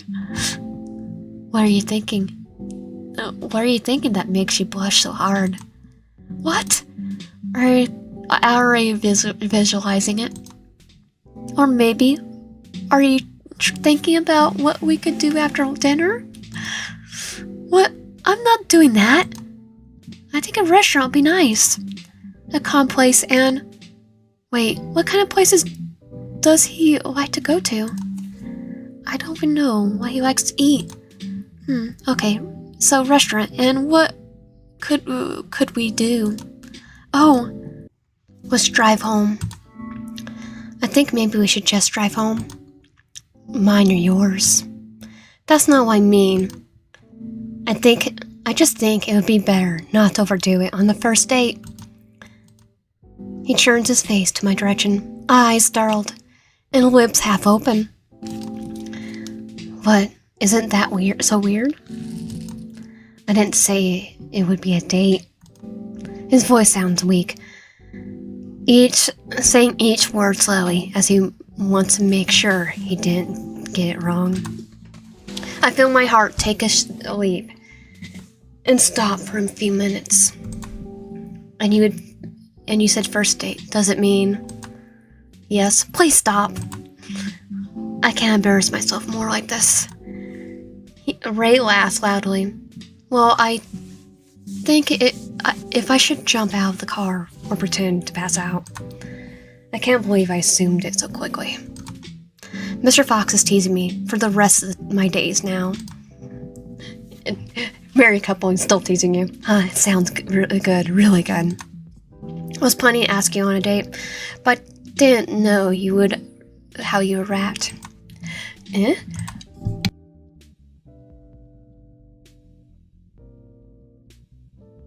I think now I have a green card to do it someday.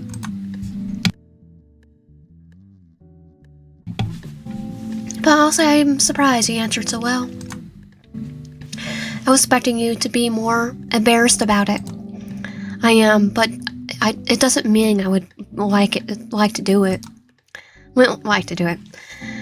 I wanted to show him I was serious, but that also made me blush. My heart cracks to a near fail at the end of the sentence. Clay laughs under his breath, shaking his head slightly. You know exactly how it surprised me, Miss Stark. That's another thing I like about you. He speaks so naturally of something that means so much to me. Not as if he doesn't care about the effect he has on me, but as if he had no reason to be worried about it. I think we are good enough to say it. We are close enough to say it now. Well, we could also just ride around the city all night long. Like this. Turning on the radio, he shows down the car, throwing his head back to give me a charming glance. He doesn't say anything more, giving me time to merge into the fantasy. My heart is throbbing, but my body is relaxing. It's a terrible sensation, and I don't want it to stop. Laying on my seat, I watch the night sky, shutting my thoughts away and just floating into the drive home. Slowly the car approaches a poorly lit street, stopping in front of a house I know so well. Okay, quickly I grab my bag, making sure I haven't dropped anything during the trip here. Ray doesn't watch me. Instead of it, he watches me, thinking deeply about something I can't guess. Looking around the car, I turn my head to the back seats. There I see his bag half open and a white box shining in the moonlight. My stomach turns cold. Memories from that night comes back to me. Is that what I think is? Hey, Wyan, I just thought about another thing we could do. What? Uh-oh. Before I could turn, he leans over. My body reacts faster to my brain in an attempt to put space between us. I pull back, only to trap myself into my seat. Ray stares in my eyes. From above, all the thoughts vanish, and the air becomes too quick to breathe. Locked ourselves inside the car for the whole night. Ray. No notion of time or space or anything at all. Just you and me, and he stops. I see saliva tracking down his throat slowly.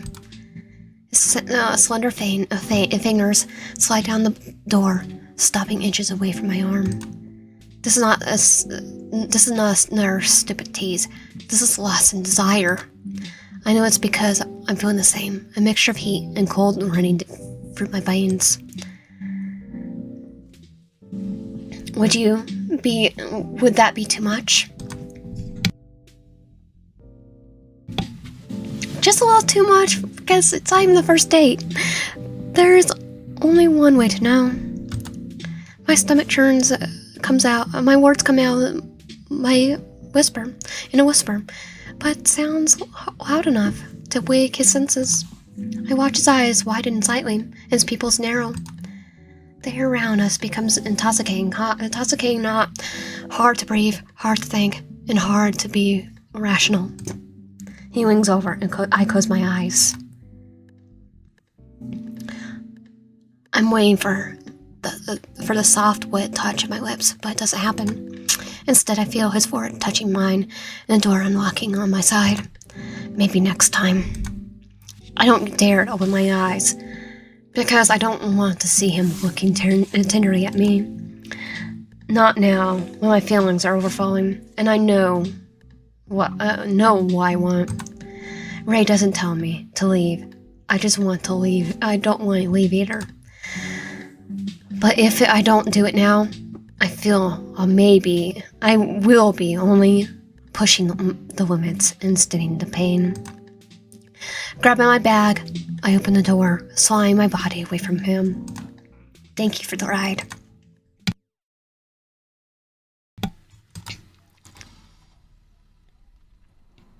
Holding my bag, I watch the car leave. For the first time, there's no smile on my face after spending time with him. This is frustrating. I don't understand why he would start if he didn't intend to finish it. Because it was teasing us. Did he want a confirmation from me? Well, now he has it. And I have it too. I like him. Rubbing my arms, I bite my lip. Hearing my voice say it for the first time. I thought coming to terms with it would help calm my heart. But in reality, it only makes everything worse. What am I going to do when I see him tomorrow?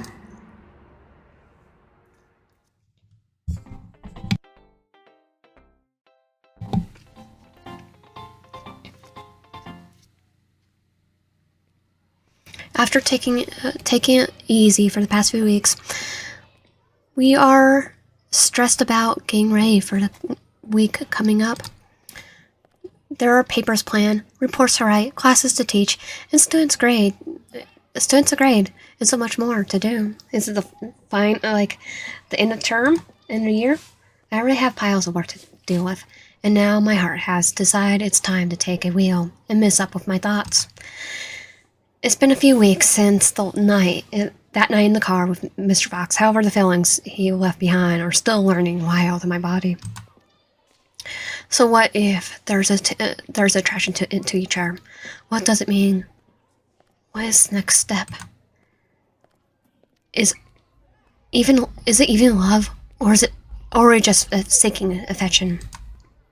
There's a type of question that has been keeping me up all night lately, and I haven't found my time to look for the answer.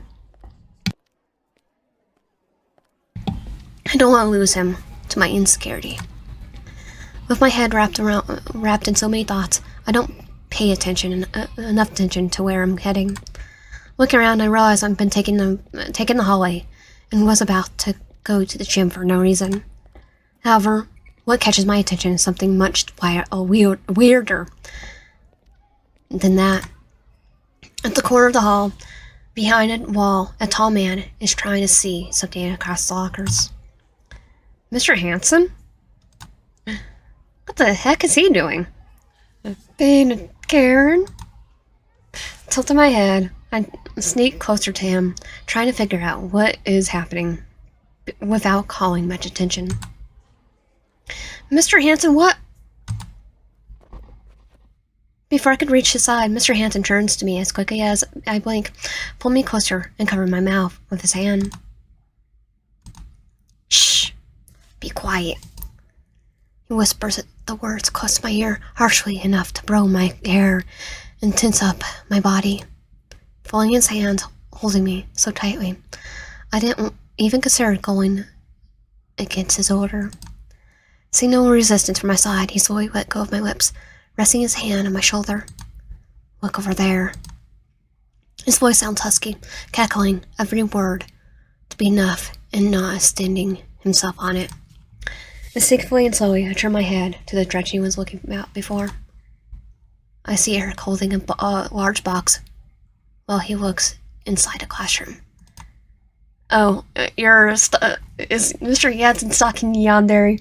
Is Yandere going against the Tsundere going against Yandere? What about it? Pay attention. At first, I thought Eric was standing there, but slowly I started to notice something suspicious about it. His feet keep tapping nervously on the floor, his fingers grabbing the box with unnecessary strength, his eyes keeping a look over his shoulders, as if he was worried about being seen. He's not just standing there. It's more like he's watching over something we cannot see. He has been doing it for 10 minutes now. Surprised to hear, I turn my head to look at his face. That's weird, but thinking Mr. Hanson has been standing there for 10 minutes, it's a bit funny too. He keeps going back and forth inside the empty classroom. Why? That's what I'm trying to figure out. Hearing my thoughts cracking under him, Mr. Hanson finally lets go of my body. Trying to follow his movements, I take a step back, laying my back against the wall, hide my presence by his side. A few days ago, I saw him going into Ray's office when he wasn't around. He's trying to put plant evidence on him. I was careless to ask him what he was doing. I thought that was enough to show my suspicion and give him time to make his excuse. What did he say? He said he was sick, and Ray told him to take rest in the room. He did that to me, too. And why do you think that was an excuse? Because Ray was being scolded by in Thomas's office with me that night. It could be deja vu, flickers behind my eyes, chills take my spine, the tired body. This has happened before. What bothers me the most is that he wasn't nervous when he lied. It was natural. If I didn't know the truth, I would have believed him. Mr. Hanson's face whittles with guilt and fright. He's not overreacting to be concerned. He's not overreacting to be concerned. Oh no, we're very concerned because he's a yandere. Remember this fierce face after seeing me that night turns my blood cold. I tried to ask a few things, but just to see how he would keep it up, but he didn't give me much opening. He keeps talking, but all I could do is stare dreadfully in the floor, trying to find a reason for that. I went home thinking about that. What's wrong? He looked shocked. The same thing happened to me. I saw him some weeks ago, coming out of the nurse's room, and when I asked what happened, he said the same thing. And Ray? He wasn't there too. Also, Eric was acting strange that night. How so? You know, he's always acting cheerful and nice to me, right? He's not cheerful and nice to anyone else. Annoyingly, so yes. Like everyone, but there's something sus about him. But that night, he was cold and creepy. I think he was mad that I was there. Interesting. So he's really plotting something. As we watched the boy on their side getting more impatient. Looking at him now isn't enough to provide answers to our questions, however, it makes me see a pattern. As far as we know, Eric lied twice, which makes it clear that he may have been lied more. Maybe he lied on the application. But what makes my heart skip a beat is realizing that both times it happened to in Fox's office. Do you think it has something to do with Mr. Fox? Right now, I think it could be anything. To start, Mr. Ray's office has medicine, but it's also a place where the school's chemicals are stocked. Yes, it's a dangerous place for unwelcome people.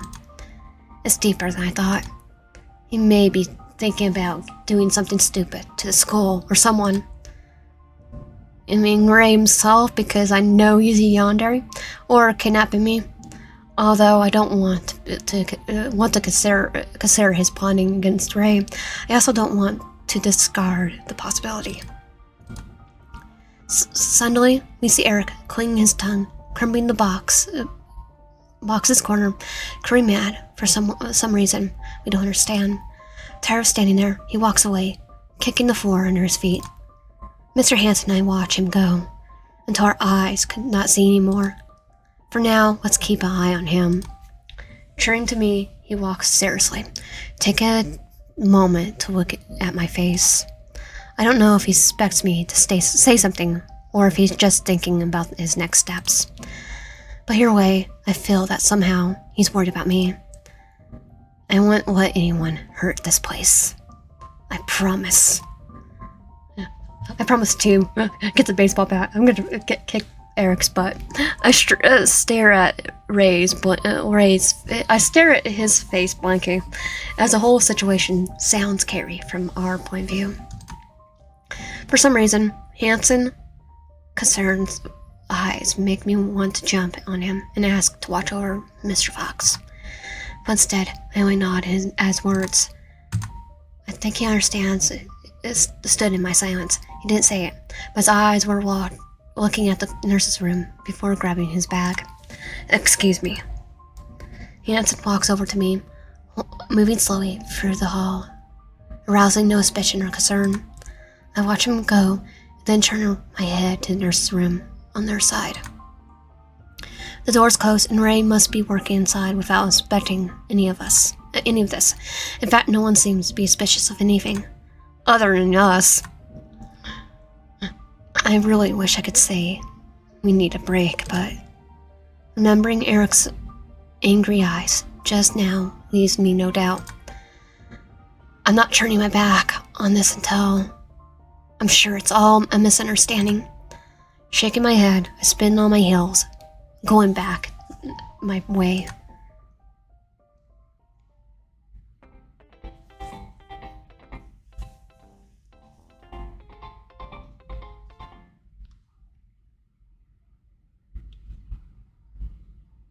The kids are in PE class right now, but instead of going to the lounge, I decided to stay in the classroom and wait for them to come back.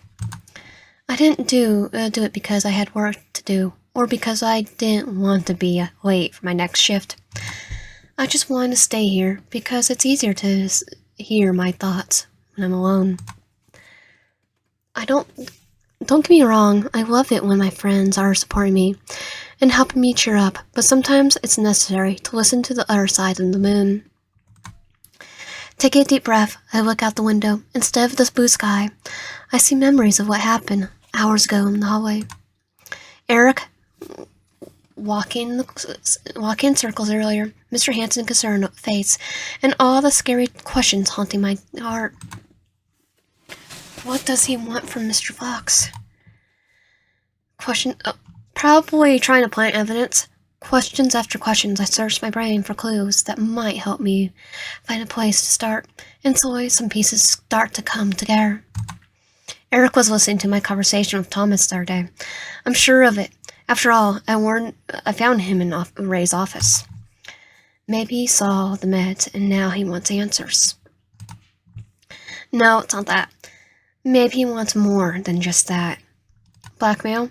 The dots connect in a strange way, leaving gaps between my thoughts, and yet nothing that crosses my mind is enough to calm me down.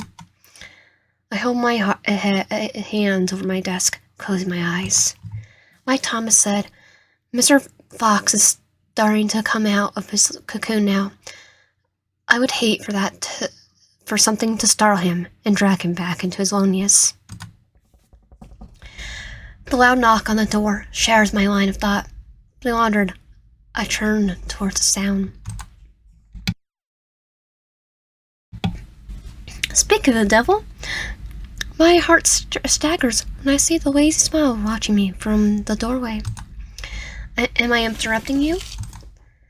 No, please come in. It's impossible to hide the redness of my face. Luckily, he doesn't say anything about it. He walks in with hands in his pockets, carefree like I've never seen him before. Now that I think about it, this is the first time I've seen him out of the office while the sun is still out.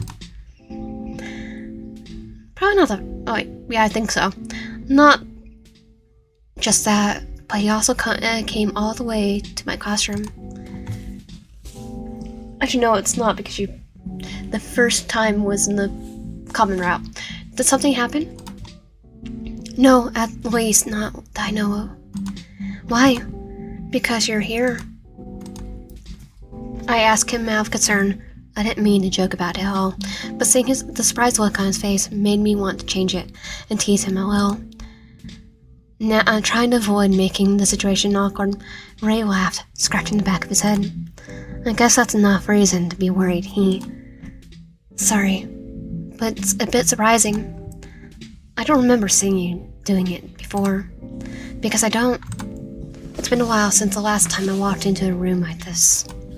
Whenever I'm busy, or notice a certain student, I ask Thomas to do it for me.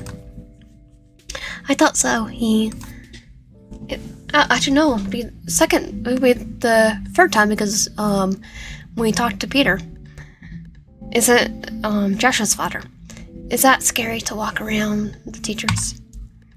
The same expression phrases in his face, but his eyes, I see the light fading. Ray takes too long to say anything. Maybe I should have said it too. It's not the teachers. I just don't like doing it.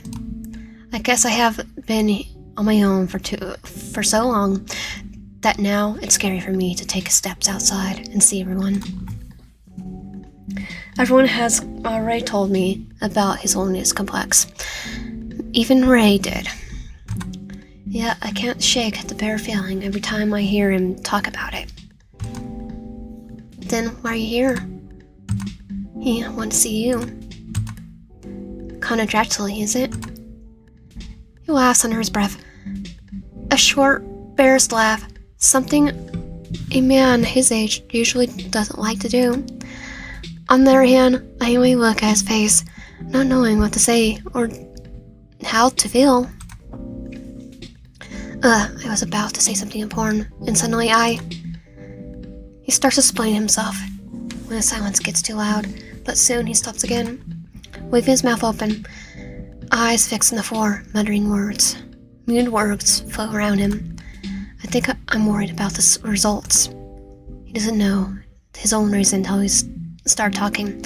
I know that because he was surprised to hear it. Soon he let go of the burn on his back, looking at me directly. Results of what? I'm not the type to ask for help, but somehow I grew used to finding answers in your eyes.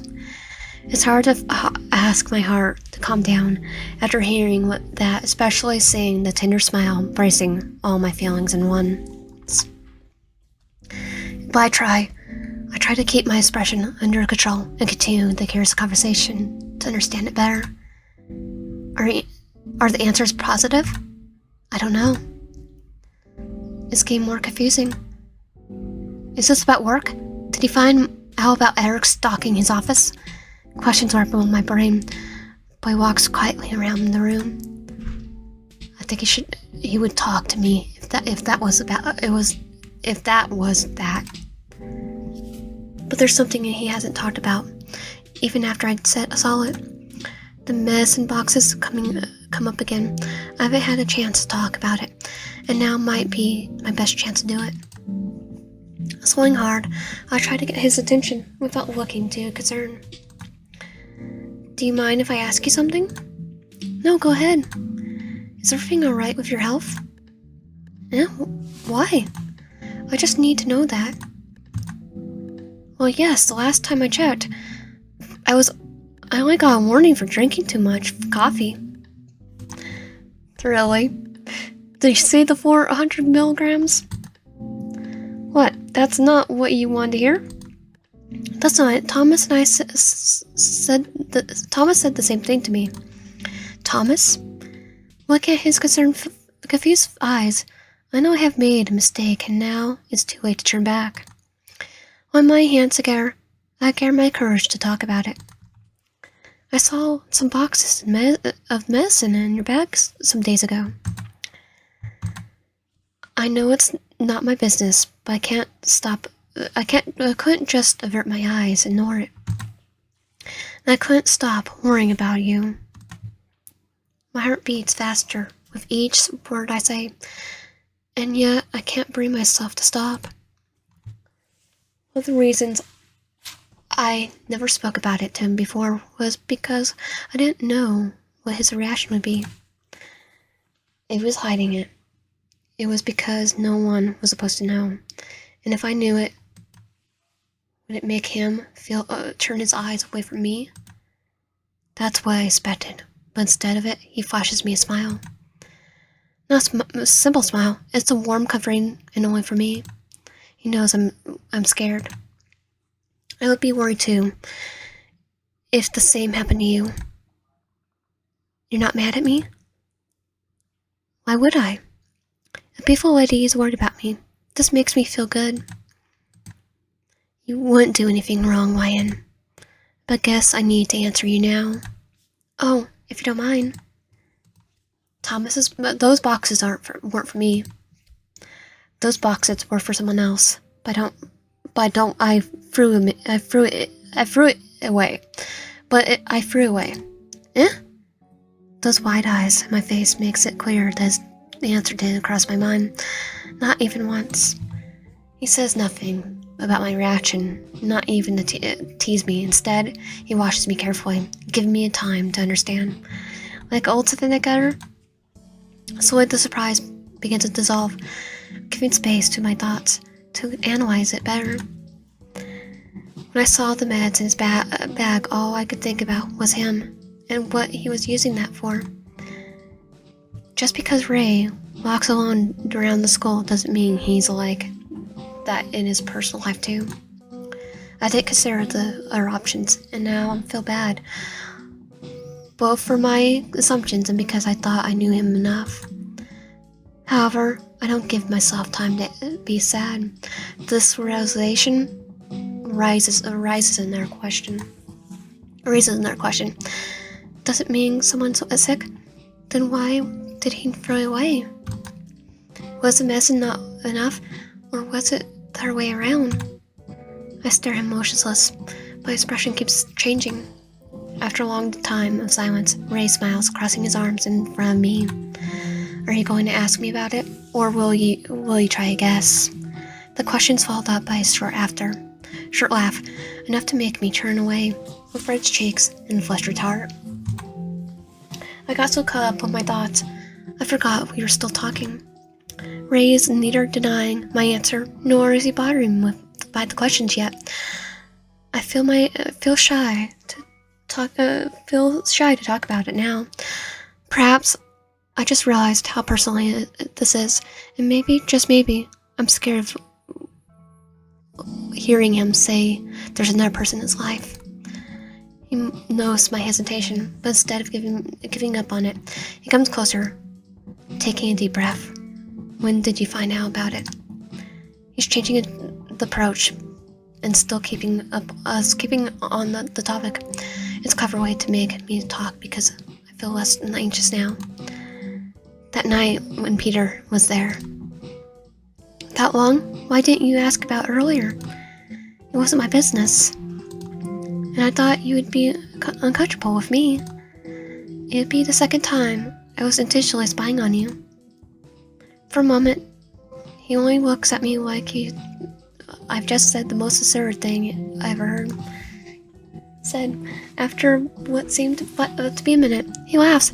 It starts as a giggle, but slowly it gets longer and more disturbing. What's funny? So funny? You.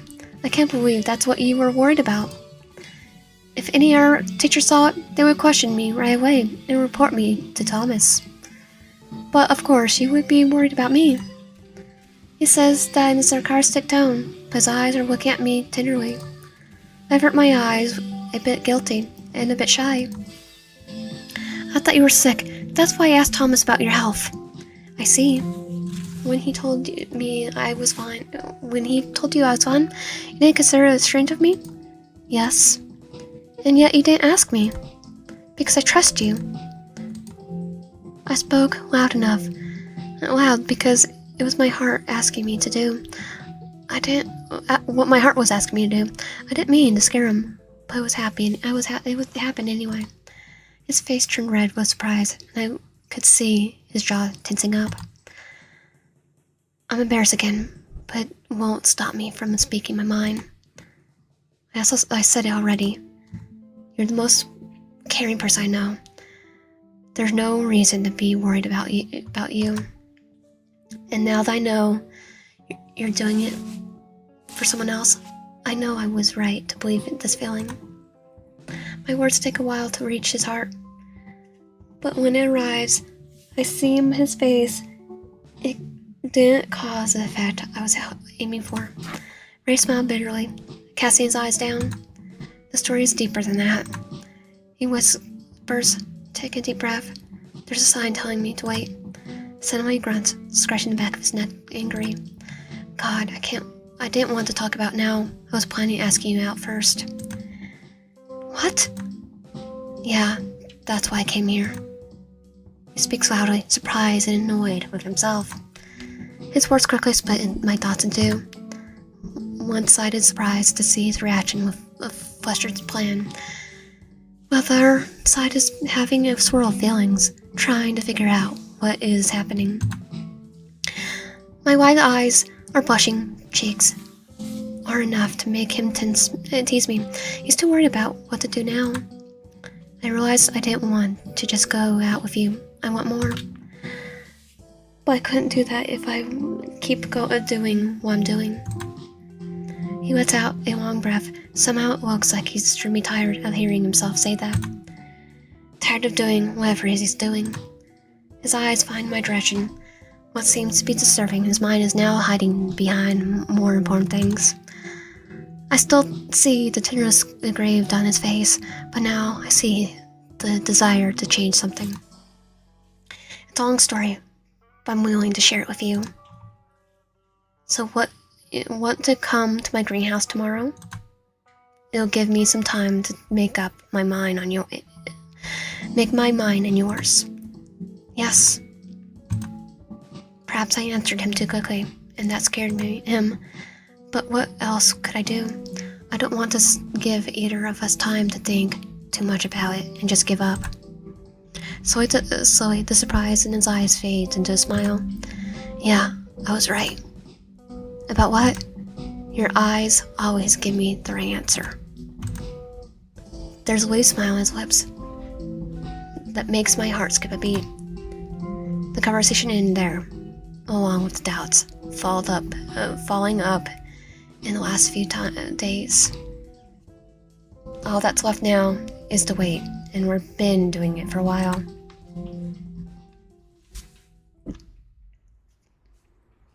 The last 24 hours felt like days. The whole night I kept thinking about what his house is like, and what is he going to tell me. But especially, am I ready to hear it? This might be the last step to reaching our conclusion, but it also may be the reason to change everything. Is this change in our future we were so afraid of? Or are we going to be happy about it? Staying in front of the address he gave me yesterday, I think about it one last time. I dream back or knocking at the door. Either way, I'll be making a decision. I can't escape this moment. Now I understand why he was so confused that night. Fate is scary, because it's inevitable. I close my eyes and take a deep breath. Knocking on the door, I take a step back and to wait. It takes a few minutes, but soon the door opens, showing a surprised face behind it. It sounds cliché, but for a moment it was like time had stopped for us. Maybe it's because we're not at work, but seeing him again, standing in front of me, makes me feel free to feel anything. He's not wearing that tired expression. It's the actual face, and he looks younger somehow. Slowly, I see his shoulders relaxing, his smile turning bright, soft, and fresh, as I have never seen it before. It almost feels like he's realized what's going to happen, and he's confident about it. Now I'm not so scared to move forward into it.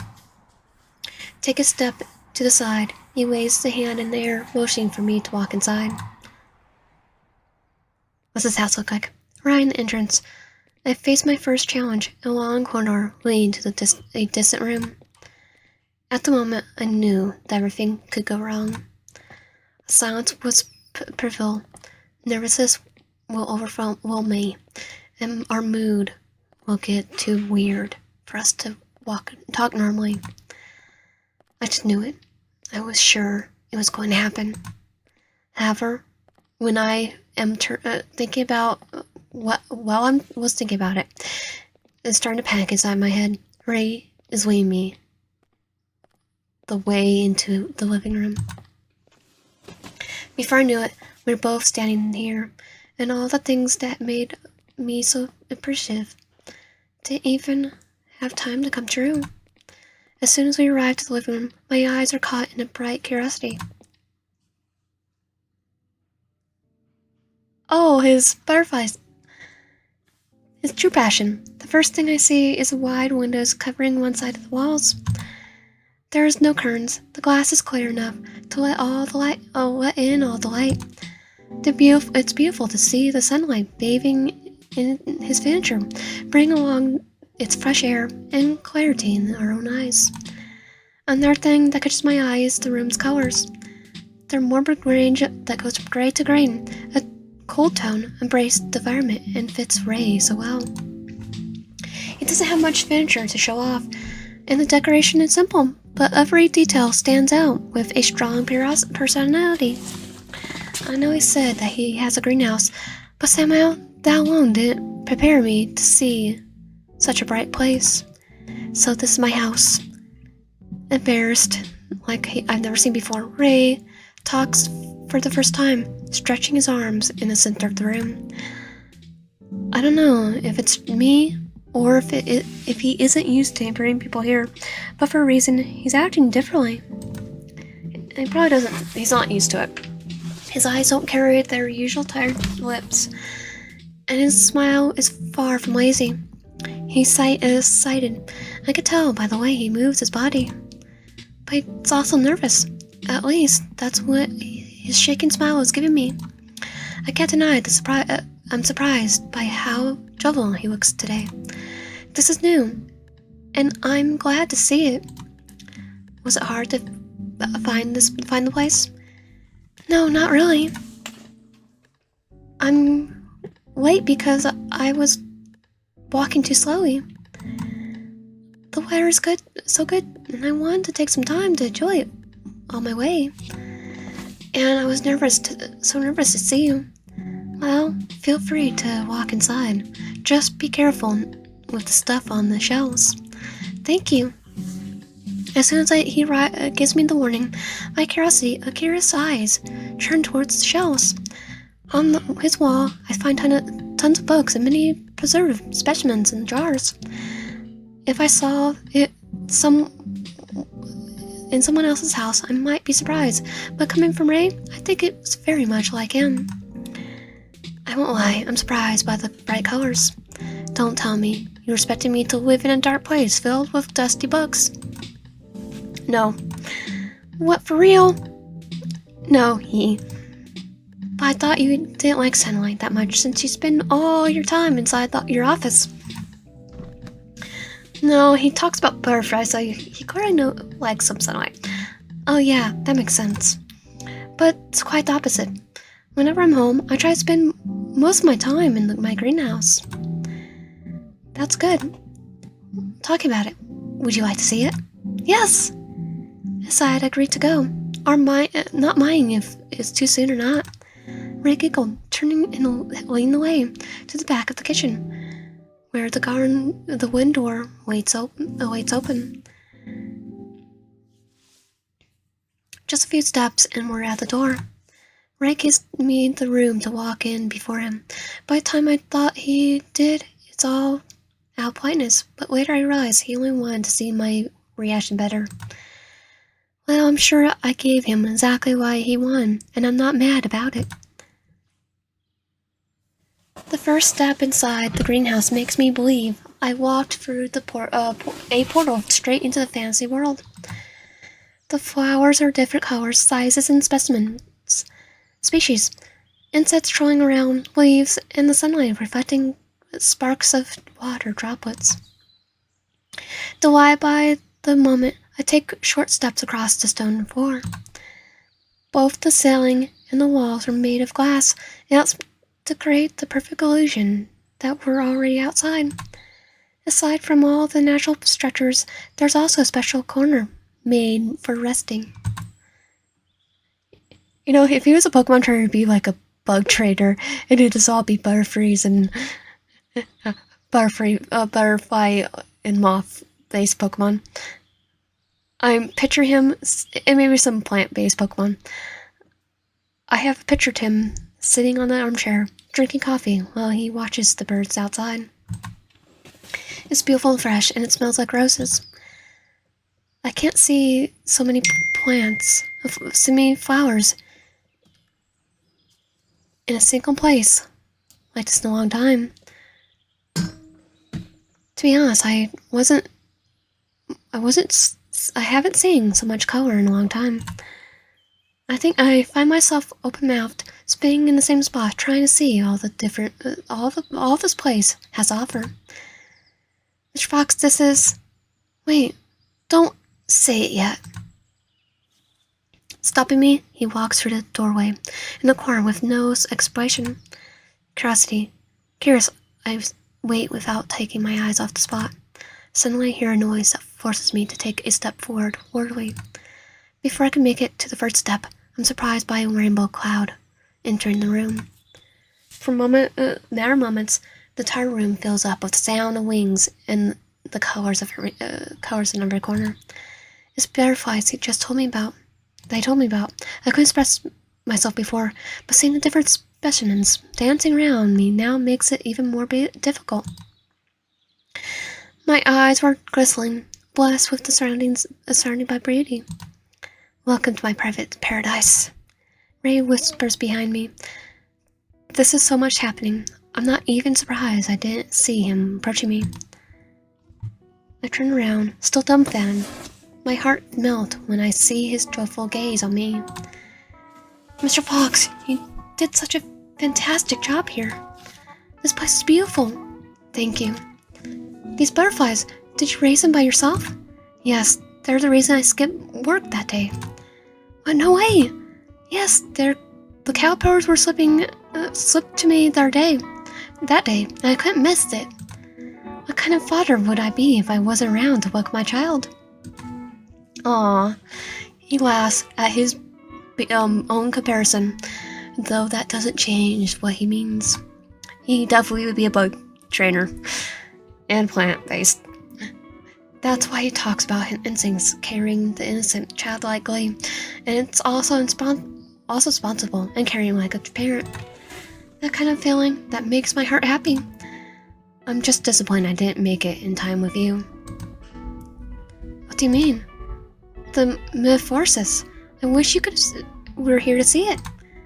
I thought it would happen today, but they were faster last night. He talks about it as if it weren't a big deal, and I wish my heart would feel the same. I wish his caring wishes didn't make me blush and wake butterflies inside me too. I look at him. He's watching the greenhouse. His tree looks so different today. Something light and less eerie in his surroundings. I'm glad I could make it to see them today anyway. He looks at me and smiles, his eyes saying there's something you would say. My smile responds because that's how I am when I'm with you. What are you going to do with them? Usually I keep them for recordings and try new breedings, but I have decided to let them free tomorrow morning. The way he talks about it makes it clear how much he cares about the butterflies. It's not just a weekend hobby, it's something important to him that holds impact on his surroundings. Should have gone to school for studying insects, not answering around. There's so much things to see and talk about, and I don't even know where to start. So my gaze lands on the large vase in the corner where an unusual blue flower is growing. You're not only raising butterflies, you're planting something there. Yes, it's I'm not gonna say it. My second try with it, to be honest. Oh, they're just tricky because of the water, right? Yes, but I'm not giving up on it. Intentionally, I planned to plant sunflowers in the garden, but I don't think it would be safe here. So I decided to keep this one for now. Good choice. Weather and other conditions are important, but roots are much more bigger problems than most people recognize when it comes to plants. It's fun to be able to talk about this kind of subject with someone who has the same interest. Think about what happened, what made us forget about the rest of the world just talking about it. We talk about flowers, insects, gardens, and other creatures that live around us all day long, and we don't even see. I didn't expect to laugh and be drawn by such topics, but I did, and it was fun. For the rest of the morning, that was what we did. After a long afternoon, talking about flowers and annoying bugs, we decide to walk inside. Ray goes in the kitchen and makes tea while I wait in the living room. I didn't expect today to be so much fun. All the fears surrounding my heart when I arrived were all left outside the house. Being next to him is the right thing to do, no matter how wrong it sounds. I hear footsteps approaching. My body stiffens, remind me where I am. Slowly, he places the mugs on the coffee table and gently sits down on the couch next to me. He looks at me and smiles. My heart turns red thanks to the short distance between us. But my heart is happy for that very reason. I didn't say it before, but I'm glad you decided to come. It's been a long time since I had so much fun here. He says that smiling, but listening to his voice, I hear sadness hearing his words. The butterflies in my stomach hide. From the shadows, troubled thoughts work around. Somehow, it feels like he did everything to make this day perfect, as if that's what he wanted his last memory of us to be. He sounds like a goodbye. No. He takes a long breath, turning to the mug in front of him. Those medicines were for a friend of mine. Finally, he lets out the words he's been holding back for so long. As much as I wanted to know about it, as much as I wanted to be closer to him, at this moment I swear I wanted to make him stop more than anything. I'm afraid of what this will cause. However, the sadness in his eyes don't let me do anything against it. It happened years ago, when Lars, Thomas, and I were going to college. There was this bright, cheerful girl who started to walk with us. She was stubborn, more stubborn than Lars, and more caring than Thomas. The type of girl that stands in your way, and you only choose this love for her or hate her. And I guess I loved her way too much. Humorous, nostalgic laughs fills the little space between us. She passed away. The man beside me shows a face torn between past and present. But I wasn't the only one. Lars was interested in her too. A bare feeling seeps through the words. Is that why Lars is being a butt now? My heart suddenly loses the color. Memories of the conversation I had with Hanson in the lounge makes me aware of the situation again. It was funny to think about it. We had always been rivals, and it was kind of meant to happen.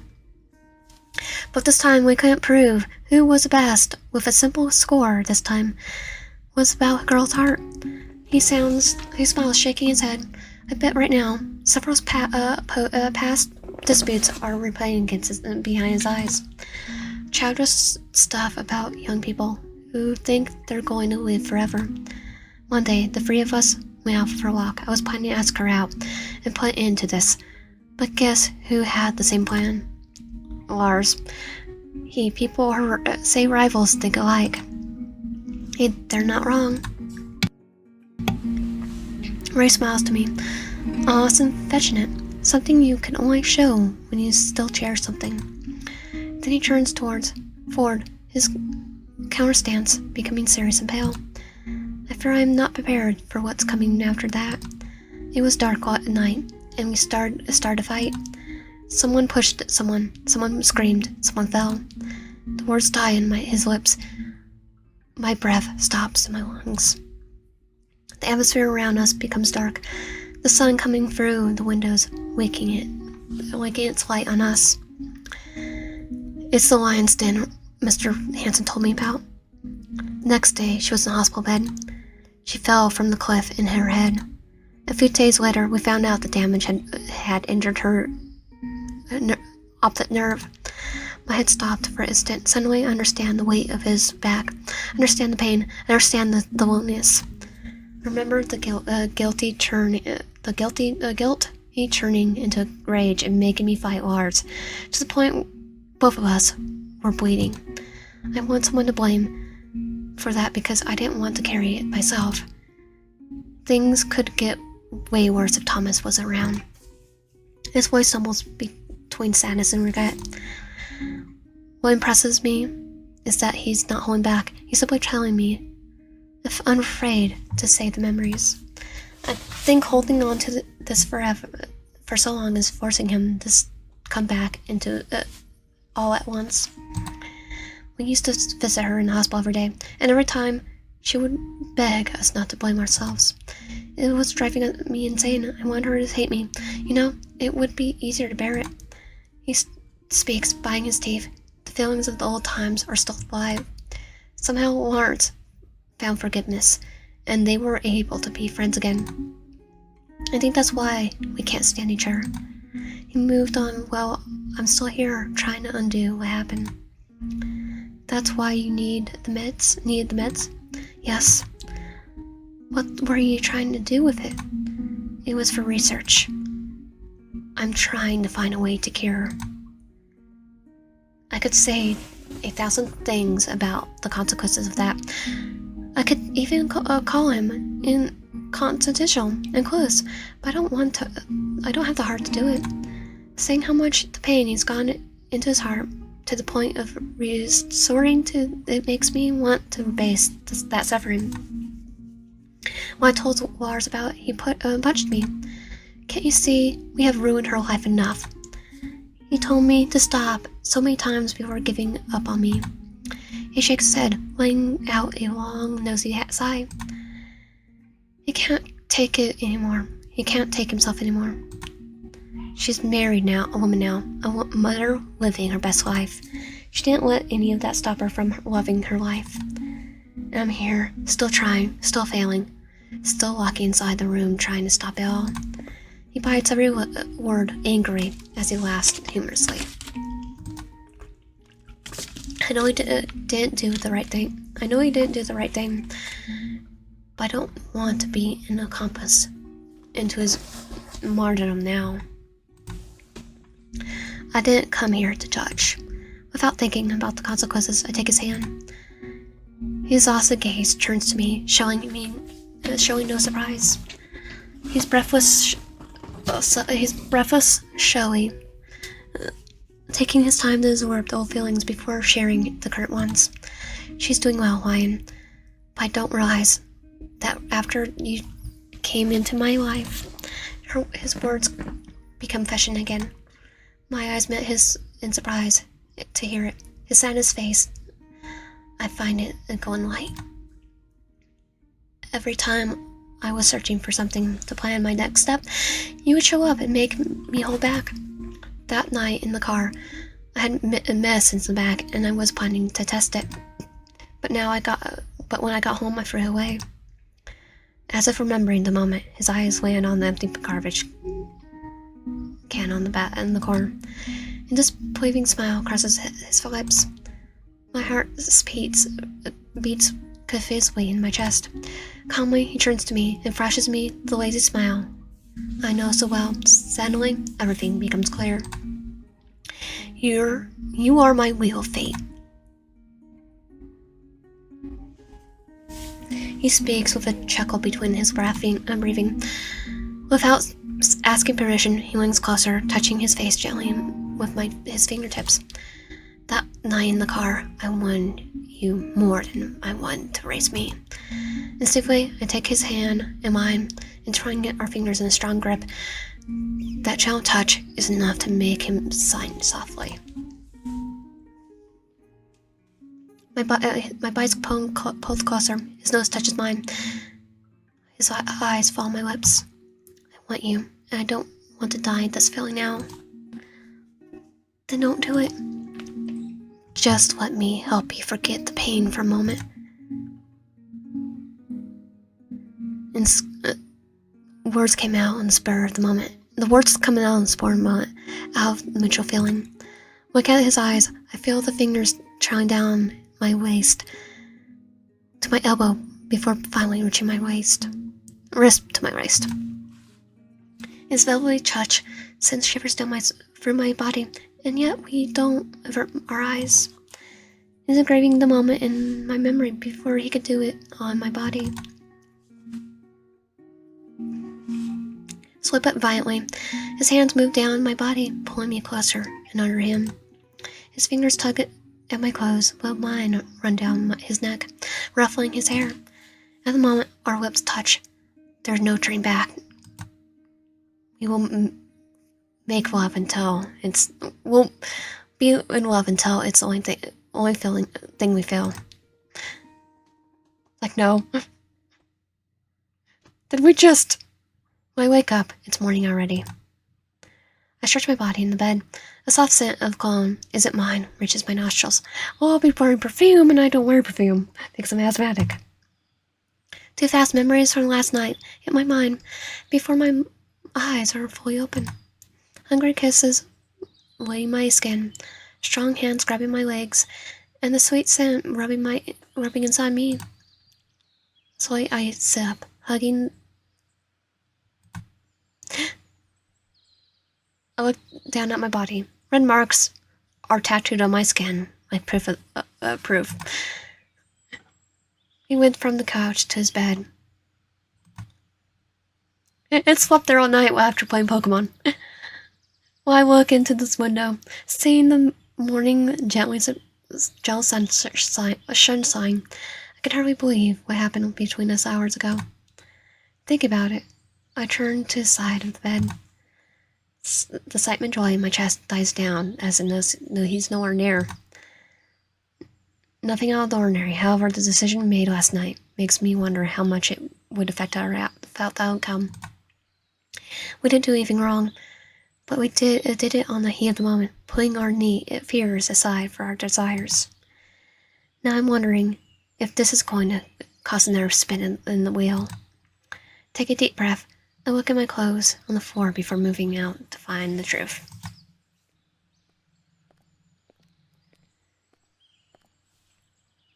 Walking into the living room, caught me by surprise to see Ray sitting on the couch. He's wearing only a white coat and pants. There's a cup of coffee on the table and a puzzled expression on his face. My heart melts to my chest from where I stand. It feels like we are living together already. It feels fitting, and now it hurts to think I may be wrong. Morning. Oh God, good morning. Did I wake you? No. Then what are you doing here? You should rest a little longer. I wasn't sure if I should stay here without you. Oh. He seems to understand what my confused tone means. Feeling guilty, he stretched the back of his neck, giving me an awkward silent face, a smile. Sorry about that. I should have waited until you were awake. Well, at least he's talking to me normally and hasn't sent me away. Taking as a good sign, I approach him, leaning over the couch. Curious to know what he's looking at. I cast my eyes down, finding his phone in his hand. What are you doing? My voice tracks his attention once again.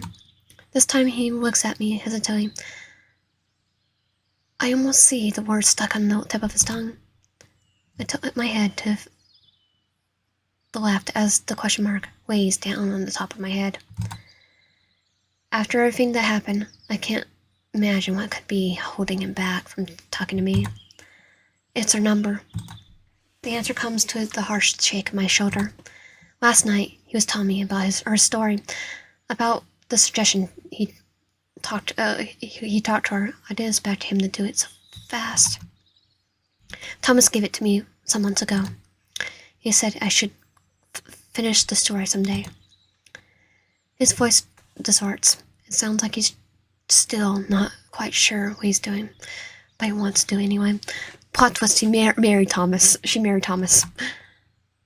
I think spending so much time making decisions alone made him insecure about his future. At first, the plan sounded rushed and well force on me to me. But listening to him talk about it, I realized he had the attention for a long time. He just didn't know how to do it, or at least not do it alone. Without asking permission, I take one of his hands in mine. He looks at me, confused, asking for help. You know, your wings are beautiful. Too beautiful to be stuck inside a cocoon forever. Last night I saw that pain has caused you. I didn't like it, and I know you don't like it too. If you're ready to let go of your past, then do it. Let's release the butterflies together, like you wished to. He looks at me with a few more quick moments before making a single move. I see his eyes, both excitement and fear. Fighting feelings. No, you're not really no joke, miss. My hands rest on his shoulders. His trembling fingers touch the screen, open the contract. Okay, I'm going to text her now. The fate is about to turn once more. I know this isn't going to be easy, but I'm staying here. And when the pain hits him, I'll be the one holding him as he did to me.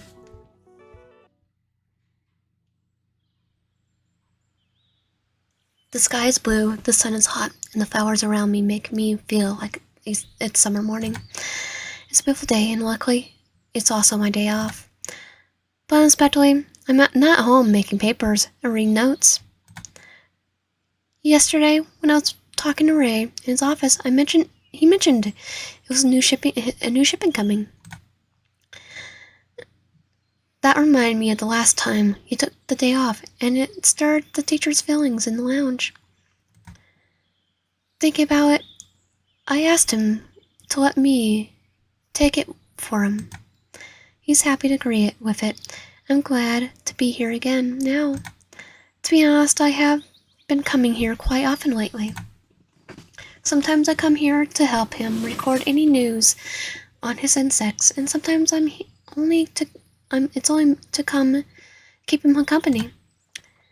But today is the first time I'm here by myself. It's a bit strange, but it doesn't feel uncomfortable anymore. I feel happy here. His shipment arrived some hours ago. This means my job is done here, and I should go home. However, I can't bring myself to do it without watering his plants. They are having a hard time with the sweater, too. It's taking small kindness in my part that I'm sure will do good for all of us. With his watering can, I lean closer to the vases, paying attention to which plant I should get close to. There's some cowpairs here, too. Oh, they're eating! It's so cute. Kneeling closer, I watch the bugs move thousands of feet, leaving small bites behind. The yellow sparkles all over the bodies usually look poisonous, and sometimes they are. Several species of cowpairs are known to be dangerous to living creatures, including humans. I remember raising cowpairs for a class, which is not the case here. This little friend means no harm to me. I'm sure can be no problem for the plant. For what time? That was Siri. I don't know what she was talking about, but such mythical creatures. Happy to have encountered a new friend. I take a step back. I don't want to middle with it. No, don't want to mess with it without Ray's approval. My apologies. I couldn't hear what you said. Sorry,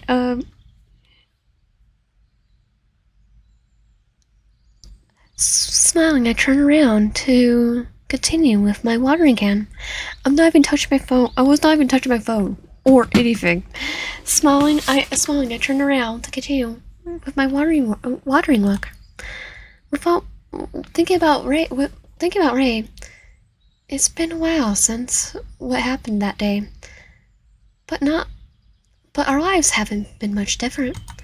It's not what I expected when he sent that text. That day was suffocating, to say the least. When he sent the text, she answered right away. It didn't give him time to process not giving me a chance to support him. It was a mess, but when I saw the text, I knew it would be alright. She was surprised to hear from him, but she also happy to know he didn't forget her.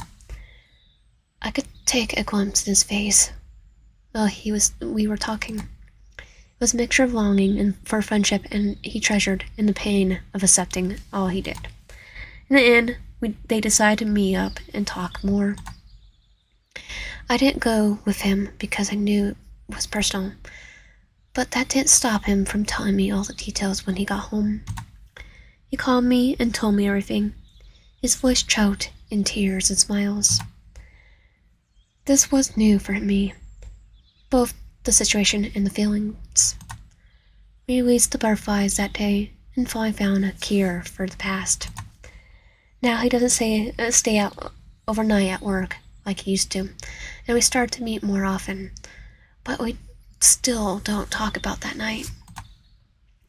I know he's going through a lot, so I decided not to push it, but I was a bit disappointed. Maybe because I wanted an answer, and I want to know if it's all we could ever do. I'm gonna know if we had a chance to make it again, while knowing how I feel. A long sigh escapes my lips loudly as I think about such tiring things. Am I making you work too hard? A surprised voice calls me from behind. I turn around just quickly as my heart skips a beat. I almost shout when I see Ray standing in the door with a smile in his lit eyes. Yeah, what are you talking about? Shouldn't you still be at work? I should, but the kids are leaving early today. I think there's an event happening tomorrow, and the teachers want to tidy up the rooms before it.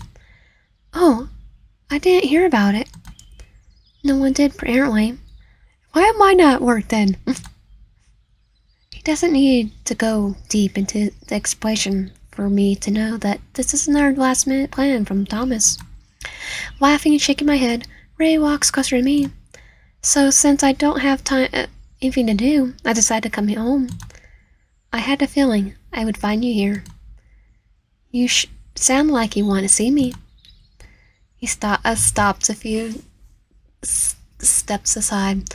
A playful smile rests on his lips. That's enough to make my heart flutter. How's about things here? Good. The shipment came early. Now I'm watering your plants. You didn't have to. It's alright. I love doing it. And I like spending my time watching your greenhouse. Only the greenhouse? Oh, and you. And the caterpillars. Well, the words come out like a whisper. The smile crossing his face makes a giggle sound too soft. He knows how to play with my heart in a way I feel safe and joyful. Pushed aside, I turn my face to the flowers as I try to stay my heartbeats. How was it at work? Nothing out of the usual. Some kids were sick from eating too much, some were exhausted from kids' classes, and some were skipping classes in my room. The usual is good too. Right. Walking a little more, he sits in his armchair. It sits in the armchair. Take a long breath as I water the plants on their side. It's strange how it feels like home when he's around. Or when he's not around. Oh, I almost forgot. Thomas told me Eric is no longer part of the skull. Did you know something about that? I will say, I think we find out more about it in the next route because I actually had to want to see so I could do all routes in this, and which is gonna be it would be too long, so I'll end up probably redoing that later. But yeah, there's definitely a reason. Oh no, actually I do. After that day, on spying on Eric, Mr. Hanson found out about his plan. He didn't tell me everything, but he told me it was dark enough to get everyone in danger. So, yeah, we don't have to do the second route, the friendship route. So instead of waiting for Heck to break loose, he took action.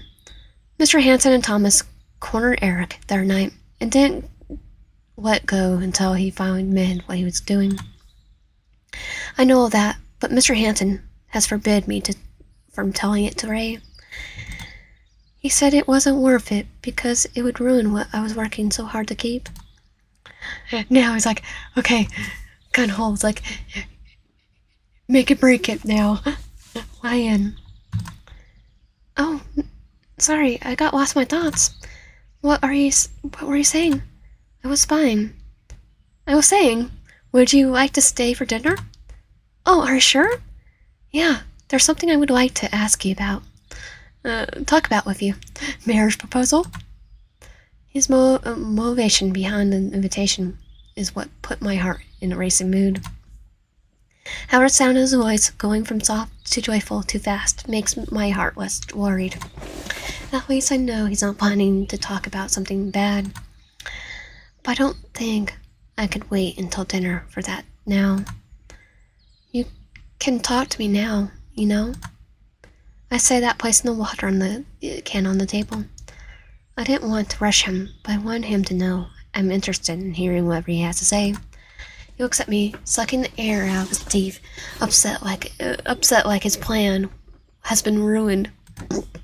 But then he turns around, taking his time to look at his own place. It's not what I want, but doesn't sound too bad too. Pushing his body up, Ray stands up with an expression that conveys curiosity. Now I'm even more confused than before. I think here is a good place to do it. Marriage proposal? What do you mean? I mean, do you want to start your life together with me? Marriage proposal! I'm glad I'm not holding anything now. Otherwise I would have dropped it and made a mess. For a second, silence is the only thing I hear. In my head, I keep repeating, did I hear it right? I see the smug look on his face, softening. Soon I realize he's holding my hands. I did not hear it wrong. Red alert, I did not hear it wrong. I said it before. I don't want to just go out with you. I want more. Want more than a one-night stand. I want to be with you.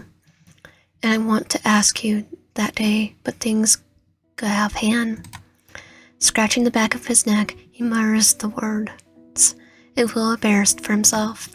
He looks sweet, and it's too much for my heart to take right now.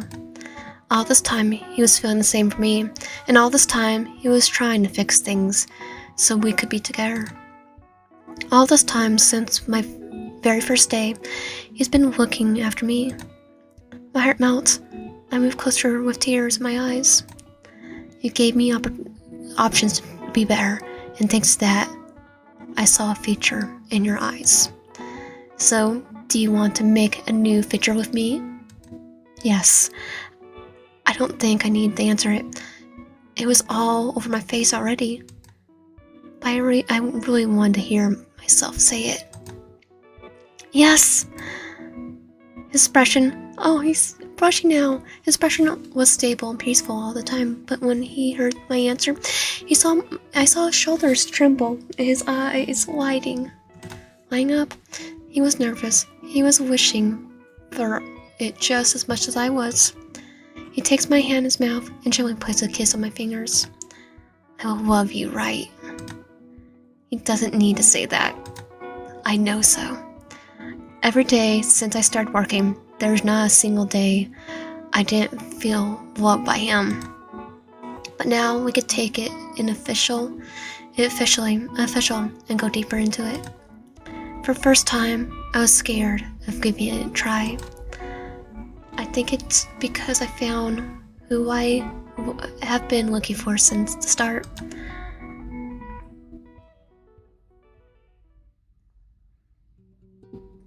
and that was Ray's romance route.